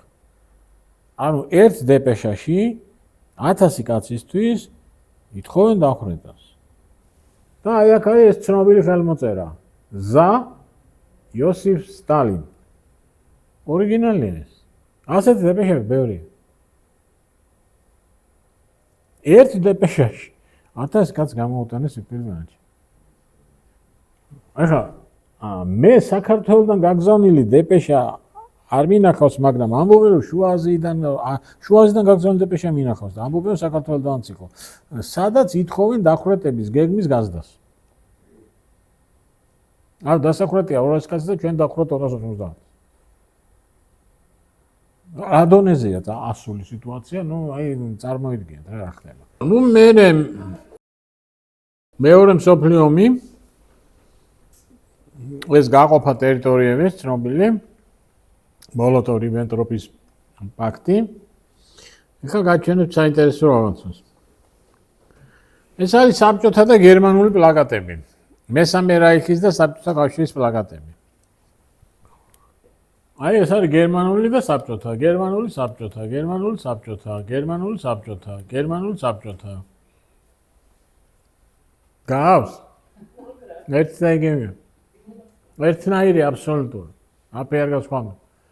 ამიტომაც საუბარი ერთი იყო. ერთი ხალხს ხოცავდა ეროვნული ნიშნით, მეორე ხალხს ხოცავდა კლასობრივი ნიშნით. თავის შინაარსით ორივე იყო აბსოლუტურად ერთნაირი. და მოკავშირეებიც იყვნენ ერთმანეთის 39 წლიდან 50 წლამდე. ეხლა აქ არა მაქვს მე პლაკატია ესეთი. 39 წელს გამოცემული პლაკატია. ორი თვითმფრინავი ხდება ჰაერში ერთმანეთს, საბჭოთა და გერმანული და ქვემოთ ჩანს ქალაქი და აწერია ლონდონი. იგივე პლაკატი არის 51 წელს გამოცემული. ზუსტად უბრალოდ თვითმფრინავი არის საბჭოთა და ბრიტანული და ქვემოთ ქალაქს აწერია უკვე ბერლინი. ნახატი ერთი და იგივე. იმიტომ რომ მანამდე მოკავშირეები იყვნენ, მერე თავს დაესხა ჰიტლერი საბჭოთა კავშირს და ცხადია გახდნენ მოწინააღმდეგეები. აქ არის ერთი საინტერესო საკითხი. როგორც ითვლება, დაახლოებით 700,000 კაცი გაიწვიეს ფრონტზე. ეხლა მეცნიერთა ნაწილი ამბობს, რომ ეს გაზრდილი რიცხვია და რეალურად ამაზე ნაკლები იყო, მაგრამ ამ წუთში ოფიციალურად ეს არის მიღებული 700,000 კაცი და სადღაც 300,000 დაიღუპა. მაგრამ ამავე დროს დაახლოებით 40,000 კაცი იბრძვის გერმანეების მხარეს. ქართველი, აი ცნობილ ბატალიონებში, ბატალიონები, რომლებსაც სახელები აქვს გიორგი სააკაძე, თამარ მეფე, ერეკლე მეორე, ილია ჭავჭავაძე, დავით აღმაშენებელი. იქ მებრძოლ ქართველ მებრძოლებს უკეთიათ სამფეროვანი შევრონები. აქვთ საქართველოს დემოკრატიული რესპუბლიკის დროშა. ერთი ფოტო არის, ეხლა არა მაქვს აქ სამწუხაროდ წამოღებული, როგორ აღნიშნავენ 1953 წელს ვერმახტის ქართველი მებრძოლები 26 მაისს. და დგება ყოველი 9 მაისის მოახლოებისას იწყება ეს კამათი. ვინ იყო მოღალატე? ის, ვინც საბჭოთა არმიაში იბრძოდა თუ ის, ვინც გერმანიის არმიაში იბრძოდა. არის დიდი არიმბავი და გარჩევა და მე ყოველთვის ესეთი პოზიცია მაქვს, არც ერთი არც მეორე. ის, ვინც საბჭოთა არმიაში იბრძოდა, ხომ საბჭოთა კავშირში იყო. და უნდა ებრძოლა, რა უნდა ექნა. მით უმეტეს ესენი ვინ არიან 18-20 წლის ახალგაზრდები, რომლებიც დაიბადნენ და გაიზარდნენ ამ ქვეყანაში. შეეხება იმ 40,000 ქართველს, რომელიც 35-დან 40,000-მდე იბრძოდა ვერმახტის მხარეს და ისინიც სამშობლოსთვის იბრძოდნენ. როგორც პირველი მსოფლიო ომის დროს დაიშალა პირველი მსოფლიო ომის მერე რუსეთის იმპერია და გერმანია ჩვენ დაგვეხმარა დამოუკიდებლობის გამოცხადებაში. ზუსტად ანალოგიურად ვარაუდობდნენ ის ქართველი ემიგრანტები, რომ მეორე მსოფლიო ომის შემდეგაც გერმანია დაგვეხმარება დამოუკიდებლობის აღდგენაში. გერმანელები ამას ეუბნებოდნენ, ცხადია, ოღონდ ოფიციალურად ჰიტლერი დათანხმდა საქართველოს დამოუკიდებლობის აღდგენას 1945 წლის აპრილის ბოლოს საბჭოთა ტანკები რო იყვნენ ბერლინის მაშინ. ცხადია იდეოლოგიურად იყენებდნენ ამისთვის, მაგრამ ამათ ეჯერათ. ეხლა იქ იდეური ფაშისტი ნაცისტი გაპატიეთ არავინ არ იყო. აი ეს პრობლემაა, სხვის ომში იბრძოდა ერთიც და მეორეც. აი სულ არის კამათი, აი მეორე მსოფლიო, დიდი სამამულო ომი. გამოვიყენოთ ახლა ეს ტერმინი თუ აღარ გამოვიყენოთ ეს ტერმინი. ნაწილი ამბობს, რომ უნდა გამოვიყენოთ. მე კატეგორიულად ვეწინააღმდეგები. ეს არის მეორე მსოფლიო ომი. არ იყო ეს ჩვენი ომი. ასე ჩვენ აქმენიანებიდან მოყოლებული ყველა იმპერიაში ვიბრძოლიან. და იმათ იყო ომები, რა ჩვენი ომები ხო არ იყო, არა? ეს ჩვენი ტრაგიკული ბედი იყო ესეთი, რომ მეორე მსოფლიო ომის დროს ესე ნაწილი იბრძოდა ერთ იმპერიაში, მეორე ნაწილი იბრძოდა მეორე იმპერიაში. ამიტომ ეს მე ყოველთვის წინააღმდეგი ვარ, თქვა, რომ ეს იყო სამამულო ომი იყო რუსებისთვის. კი, თავის იმპერიისთვის იბრძოდნენ ნამდვილად და აი ეს რაც მე გითხარით. ეს არის სტალინის ეს ცნობილი სიტყვა. Прежде всего русского народа. Здоровье русского народа. იცოდა იმ კაცმა რასაც ამბობდა, რა. მე ძალიან მნიშვნელოვანი არის აი ეს ამბავი. 56 წელი. რა იყო 56 წლის გამოსვლა? იყო ეროვნული გამოსვლა, თუ ეროვნული არაფერი არ იყო და იყო სტალინის დაცვა. ხო, ვაღიაროთ, რა სტალინის დაცვა იყო. იქ ეროვნული ვიღაცა რაღაცას სადღაც ფიქრობდა და თუ თქვათ ამ ამბების მერე სკოლის მოსწავლე ზვიად გამსახურდიამ და მერაბ მოსთავამ ის ცნობილი პროკლამაცია გამოუშვეს, ეს ერთია, მაგრამ 56 წლის 5-9 მარტის მოვლენები ეს იყო სუფთა სტალინის დაცვა. Რა თქმა უნდა, გამოიწვია ხრუშჩოვის იმ გამოსვლამ ყრილობაზე. თავისთავად ახლა წარმოიდგინეთ, როგორია 30 წელი გეუბნებიან, რომ კაცი ღმერთია და კაცი ის იყო, რა ქვია, ყველაფერი ამ კაცის დამსახურება იყო და მე ჩვენი ადგას გეუბნებიან, რომ ეს კაცი იყო დამნაშავე. ისე რაც თქვა იმ ყრილობაზე ხრუშჩოვმა, ყველაფერი სწორი თქვა, მაგრამ ერთი რამე არა თქვა, თვითონაც იგივე საკეთებდა. და ყველა იქ ხომ იგივე საკეთებდა. ეს დამალეს რატომღაც. მეორე არის რომ სიტყვა იყო ანტიქართული, ნამდვილად ანტიქართული იყო. მე ნანახი მაქვს ამ სიტყვის სტენოგრაფიული ჩანაწერი გამოქვეყნებულია და იქ არის მართლა ესე რომ რაღაცა მომენტში ხრუშჩოვი ჩერდება, დარბაზს შეხედავს და ამბობს, აი ქართველების დიდი შვილი. სამჯერ იმეორებს თუ არ ვწდები მე ამას. Вот вам великий сын грузинского народа. ანუ აშკარად ანტიქართულ ტენდენციას აძლევს ხრუშჩოვი ამ გამოსვლას. ამიტომ ბუნებრივია იყო ეს რეაქცია და მიუხედავად იმისა, რომ ეხლა ეს არ არის ეროვნული განმათავისუფლებელი გამოსვლა, ეს მაინც არის იმპერიის წინააღმდეგ გამოსვლა.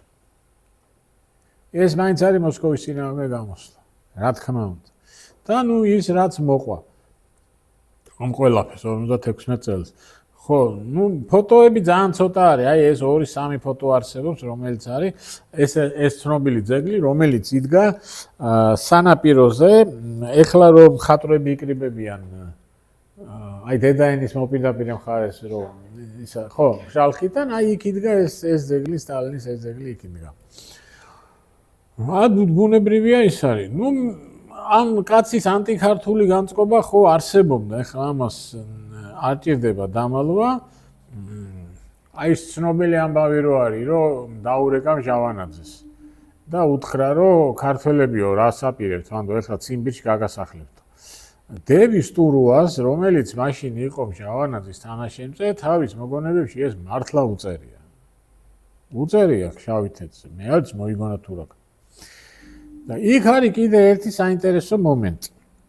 დევის ტურუა წერს ესე რომ ჩვენი ერთ დღეს ჩვენთანო ჩამოვიდაო აფხაზეთის ცენტრალური კომიტეტის დივანი, გვარი აღარ მახსოვს ახლა მოპატიეთ და ჟავანაძეს უთხრა ესეთი რამეო რომ ხრუშჩოვი ისვენებსო ბიჭვინთაში.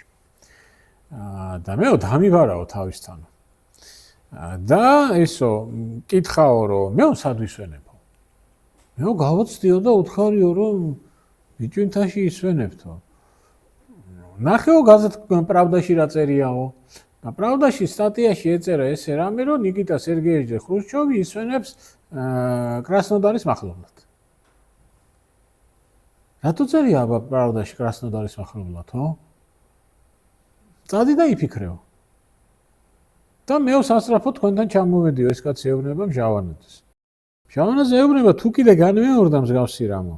შემატყობინეო. მსგავსი რამ აღარ განმეორებულა, მაგრამ ეხლა აქ ჩდება საინტერესო კითხვა, რომ ანუ რაზე მიანიშნა ხრუშჩოვმა ამ კაცს. რომ მე კი ვისვენებ ეხლა ბიჭვინთაში და ეს აფხაზეთი და საქართველოა, მაგრამ პრავდაში რატო წერია კრასნოდარი? აი ხო არ იყო მინიშნება იმაზე, რომ იფიქრე რა და იქნება უნდა მოითხოვო შენ რაღაცა. ყოველ შემთხვევაში აი ესე ჩანს, თუმცა მეორეჯერ ეს აღარ გაუკეთებია. და აი ეს პერიოდი ქართველებისთვის ყველაზე საყვარელი პერიოდი 37 მაინცად მოსკოვში რო დაფრინავდნენ და რესტორანში კეიფობდნენ. დღემდე რო ოცნებებენ ამაზე. ხო, ნუ ეს ოლიმპიადა, 80 წლის ოლიმპიადა, რომელსაც ბოიკოტი გამოუცხადეს და ნუ აი ეს პლაკატები, რომელიც ეხება 80 წლის ოლიმპიადის ბოიკოტს. 1912 წელს თუ 11 წელს რუსეთის სახელმწიფო სათათბიროში გამოდიოდა მაშინდელი პრემიერ-მინისტრი პეტრე სტოლიპინი. ძალიან ჭკვიანი კაცი იყო პეტრე სტოლიპინი. სერიოზული რეფორმები ჩაატარა რუსეთის იმპერიაში და პირველი მსოფლიო ომის წინ რუსეთი იყო ქვეყანა, რომელიც ერთ-ერთი ყველაზე სწრაფად ვითარდებოდა. იმდროინდელ მსოფლიოში. და კაცმა არ იცის რა მოხდებოდა სტოლიპინი რო არ მოეკლათ კიევში ოპერაში. და სახელმწიფო სათათბიროში გამოსვლისას სტოლიპინი რაღაცა საკითხზე საუბრობს და ესეთი რაღაცა თქვა. რასაც თქვენო ამბობთო, ეგო ისეთივე აბსურდიაო, როგორც იმის წარმოდგენა, რომ რუსეთი დაიწყებს ოდესმე ხორბლის შესყიდვას. იმიტომ რუსეთი იყო ხორბლის ყველაზე დიდი ექსპორტიორი. ანუ რაღაცის აბსურდულობის დასადასტურებლად სტოლიპინმა ეს თქვა. ეგ ისეთივე აბსურდიაო, რომ ოდესმე ჩვენ ხორბლის შესყიდვას დავიწყებთ. ნიკიტა ხრუშჩოვის დროს საბჭოთა კავშირმა დაიწყო ხორბლის შესყიდვა. იმიტომ რომ ქვეყანა იყო ეკონომიკურ კრიზისში. ეს კრიზისი უარესი და უარესი ხდებოდა, იმიტომ რომ სახელმწიფო იყო აგებული არასწორ რაღაცებზე. და აი 30-იან წლებში იყო ეს და მე მგონი 50-იანებშიც სამეგრელოში გამოდიოდა გაზეთი მეგრულად. ყაზახიში გაზეთი ერქვა. მეგრულად გამოდიოდა. აი დაუკავშირეთ ახლა იქ რუსეთის იმპერიის პოლიტიკას. იგივეს ატარებენ. რუსიფიკაცია 78 წლის 14 აპრილი ყველას ახსოვს, მაგრამ მანამდე იყო ძალიან საინტერესო რამ 76 წელი. როდესაც უმაღლესებს დაავალეს ლექციები რუსულად წაეკითხათ. და თბილისის სახელმწიფო უნივერსიტეტში ერთმა ლექტორმა სცადა ლექციის რუსულად წაკითხვა სტუდენტებმა უსწრინეს და გამოაგდეს. არა იყო ამის ცდელობა. 76 წელს, 70 ანუ ეს რუსიფიკაცია გრძელდება. რუსიფიკაციის გაგრძელება იყო, აბა რა იყო, ჩემ მაგალითს გეტყვით, მე რო სკოლაში შემიყვანეს, ჩვენმა მეზობელმა მამაჩემს უთხრა ქართულ სკოლაში რატო შეიყვანეო. და გვერდზე რუსულ სკოლაც იყო, მაგრამ იმიტომ რომ ესე იგი რუსულ სკოლაში თუ შემიყვანდნენ, მე კარიერა უფრო მალე გავიკეთებდი. არ არის რუსიფიკაცია, ისეთი არა შეიძლება როგორც იმპერიაში რუსიფიკაცია. ну იგივე სტილով, უბრალოდ ამათ ძალა არ ეყოთ. და მიიღეს მე აი ეს. აი ეს. ну ეს რესპუბლიკის მოედანი, ეს ცნობილი აღლუმი. და ეს ძალიან ცნობილი აღლუმი 1982 წელი, როცა ბრეჟნევი ჩამოვიდა. აი ეს რა ადგილია, ხედავთ ახლა სპორტის სასახლეა. ეს არის საბჭოთა კავშირში აკრძალული როკ ჯგუფები და მომღერლები. აი ფელისი არის. Black Sabbath, Pink Floyd, Tina Turner, Julio Iglesias. Julio Iglesias ნეოფაშისტი, რატო უწერიათ გამდე ვერ ხვდები. ვერ ხვდები, ნუ Tina Turner სექსი უწერია. Black Sabbath უწერია რელიგიური სიბნელე. Pink Floyd უწერია იზრაშენია. მაგრამ Julio Iglesias ნეოფაშისტი, რატო არის? გამდე ვერ ამიხსნია ჩემთვის, არ ვიცი. და ეს ბოლო პერიოდი. უკვე როდესაც გორბაჩოვია და აი ეს პერიოდი, რომელიც ხო ნამდვილად პოპულარული იყო საზღვარგარეთ. მე ტელევიზორში ჩემი თვალით მაქვს ნანახი შევარდნაძე რო ჩავიდა რომში. მთელი ქუჩები როგორ ყვიროდნენ შევი.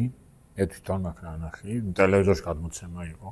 ხო ძალიან პოპულარულები იყვნენ, იმიტომ რომ აღმოჩნდა რომ აი ეს იმპერია თურმე ამ იმპერიაში შეიძლება იყოს ადამიანი.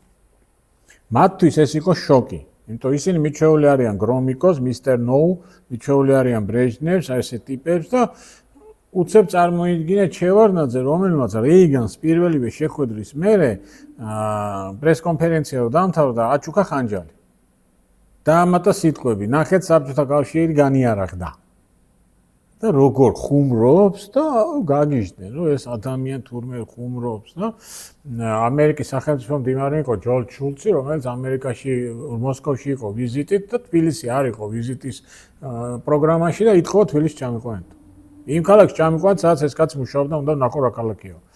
იმიტომ რომ იმათი წარმოდგენითაც საბჭოთა კავშირი იყო რაღაცა მონსტრი ადამიანები, მართლა იყვნენ მონსტრები და დაინახეს გორბაჩოვი და შევარდნაძე, რომლებსაც შეუულიათ გაიცინონ რაღაცა თქვა, იმათთვის იყო შოკი. მაგრამ აქ დგება ყველაზე საინტერესო მომენტი. რატო დაიწყეს ეს პერესტროიკა, ხო? ეხლა შევარდნაძე თავის წიგნში წერს რამის, რომ დისიდენტი იყო ბავშვობიდან. ხო და ერთადერთი ახსნა აქვს ამას რეალური. მიხვდნენ რომ საბჭოთა კავშირი საქმე ცუდად არის, იმიტომ რომ ეკონომიკური პრობლემები აქვს კატასტროფული.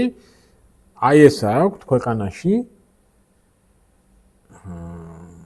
21 საუკუნის 80-იან წლებში ეს აქვს, აი ეს აქვს.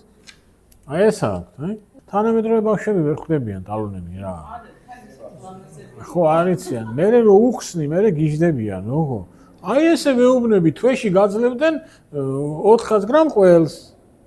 მორჩა ის უნდა გეყიდა, ხო, ხორკჭუქნიდა. აი აქედან გამოსulis კრიზისი ჩათვალეს რომ გავაკეთებთ იმას, რაც გააკეთა დღეს ჩინეთმა. ანუ იდეოლოგია შევინარჩუნებ და ეკონომიკურ თავისუფლებას შემოუშვებ. არ გაითვალისწინეს ის, რასაც ბზეჟინსკი წერს. ბზეჟინსკის აქ წიგნი მე-20 საუკუნე კომუნიზმის დაბადება და გარდაცვალება. იქ წერს, რომ ჩინეთს არ აქვს ის პრობლემები, რაც საბჭოთა კავშირს. საბჭოთა კავშირს აქვს ეროვნული პრობლემები და როგორც კი სისტემა მოუშვებს, ეს ეროვნული პრობლემები ამოხდება. მოხდა ზუსტად ის ამოხდა ეს ეროვნული პრობლემები. მე მახსოვს გორბაჩოვი ბალტიისპირეთში რო ჩავიდა, იქ ტელევიზიიდან გადმოცემა იყო ვიღაცა ბალტიისპირელი, რომელიც აი ბალტიისპირელი აქცენტით ეუბნება. მინიხაციმ ოფშეს ისა რა ქვია, კომუნალная квартира, მიხაციმ отдельный коттедж. არ გვინდა რა საბჭოთა დამოუკიდებლობა გვინდა. ხო და აი ამან იფეთქა ამ ეროვნულმა საკითხმა და ამან წაიგო საბჭოთა კავშირი და ნუ აი ეს რაც მოხდა ჩვენთან აი ეს იყო ჩვენება იმისი, რომ საბჭოთა კავშირი არ იცვლება. რომ იჯდება გორბაჩოვი, იჯდება შევარნაძე საზღვარგარეთ გაგიცინებენ, რაღაცაზე თავს დაგიქნებენ და თქვენ გაგიჟებულები იქნებით რა დემოკრატები არიან და არიქა, ამ სახელმწიფოს არსი არ იცვლება. ეს რჩება ისა რა ქვია, რეპრესიულ სახელმწიფოდ. და მე ნუ იგივე ხო გააკეთეს მე რა ქვია, ბაქოშიო გააკეთეს ეს 20 იანვარს და მე ლიტვაში გააკეთეს იგივე ვილნიუსში ტელეცენტრთან, ხო?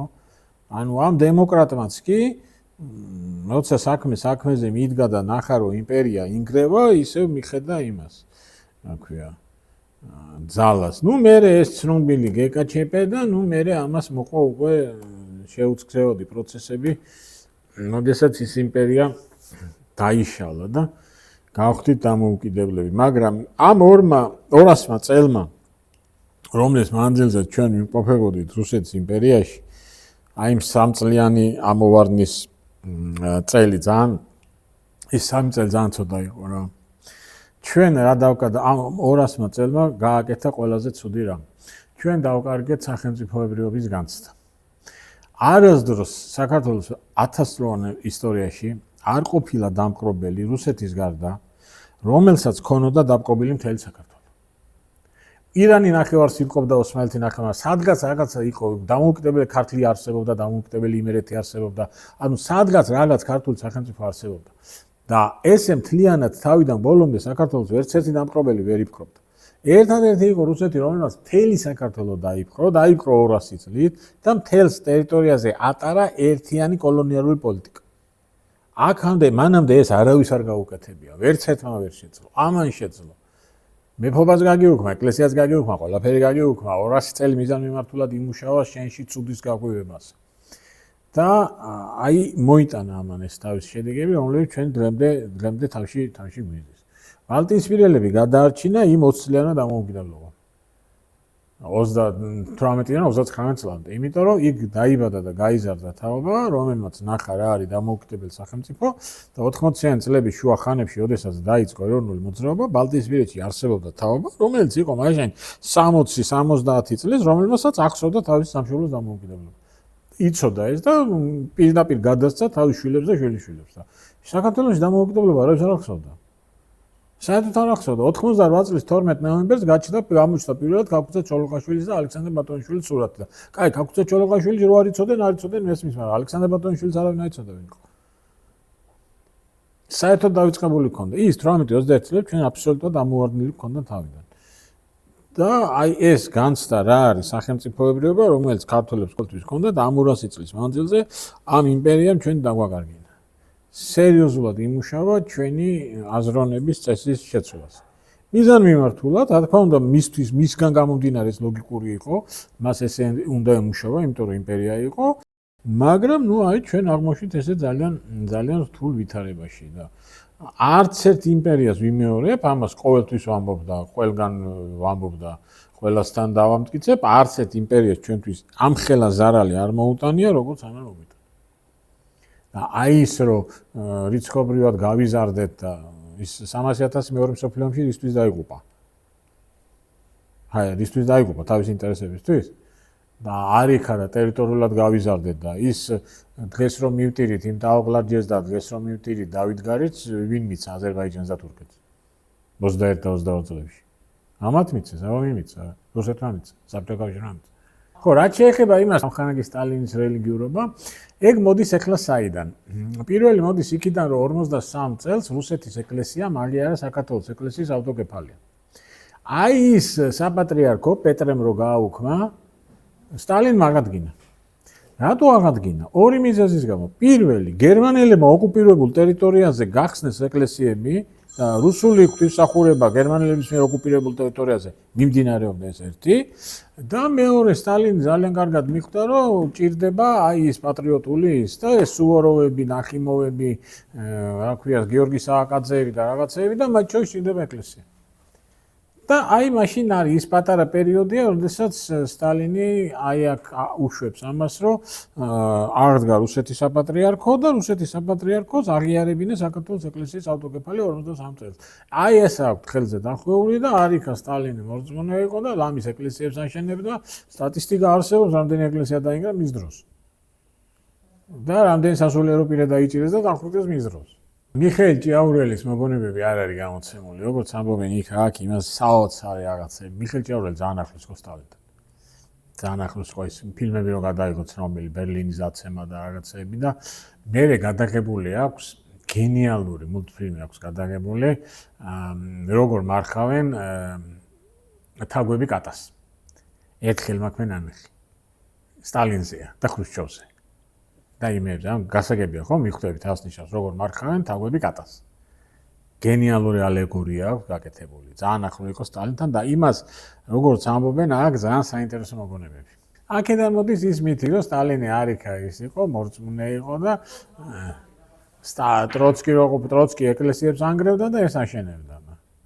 მაგრამ ტროცკი რო გიჟი იყო, ეს ანიშნავს, ეს უკვე ნაკლები ჩვიანი იყო რა. თუმცა ეს საოცარია მართლა ჩემ ერთ ლექტორს აქვს ნათქვამი, თუ შეიძლება კაცზე რომელიც მთელი ცხოვრება ბოროტებაში ჩადიოდა, თქვა რომ გენიოსი იყო. ამხელა იმპერია შექმნა. შულგინი მართალი იყო, ამ მნიშვნელობა აქვს ნიკოლოზი იქნებოდა თუ იოსები. იმხელა იმპერია გააკეთა და შექმნა. რა ვიცი. ოსები ვერც იოცნებებდნენ. ნუ ხო ცნობილი ამბავია სტალინი რომ მოკვდა, იმაში ტიროდნენ კაცო. ციმბირის ბანაკებში ტიროდა ხალხი. აი ეს ხალხი ვინც დაიჭირა, გადაასახლა, გააუბედურა, ის ხალხი ტიროდა რომ მოკვდა. ამიტომ მე არ მიკვის რომ იმ ხალხს ვიცი. მე ვიცნობდი ადამიანს, რომელიც მიყვებოდა მოსკოვში წითელ მოედანზე აღლუმის დროს სტალინი დაინახა, 100 მეტრში დაინახა ის ტრიბუნაზე რო იდგა და ამას ფეხების კანკალი დაეწყო და დაждდა რომ სტალინი ცოცხალი სტალინი ნახა. და რო არ წავქცეული ყავი დავჯექიო რა, რას შენო იციო რას ნიშნავდა ცოცხალი სტალინი დავინახეო მეო. ამიტომ იმ თავის მე არ მიკვის რომ იმას სტალინი უყვარს. მე იმათი მიკვის, ვისაც არ უნახია და არ გაუგია და იმას უყვარს თორე. ამ იმპერიასთან ჩვენი ურთიერთობა იყო ძალიან მძიმე. ძალიან მძიმე, იმიტომ რომ ძალიან ეშმაკურად მუშაობდნენ. აი ამ რელიგიურ საკითხს რუსეთის იმპერია ძალიან იყენებდა და ნუ დღესაც იყენებს და ნუ არ ვიცი, ესეთი სერიოზული მოწინააღმდეგე იმპერია ჩვენ არ გვყოლია. როგორც არის ეს, იყო ეს. თუ თქვენი შვილი არ კითხულობს, მაშინ ეს ის ადგილია, სადაც უნდა გვესტუმროთ. ფასკუნჯი გურამ მეგრელიშვილის წერის საავტორო სკოლა.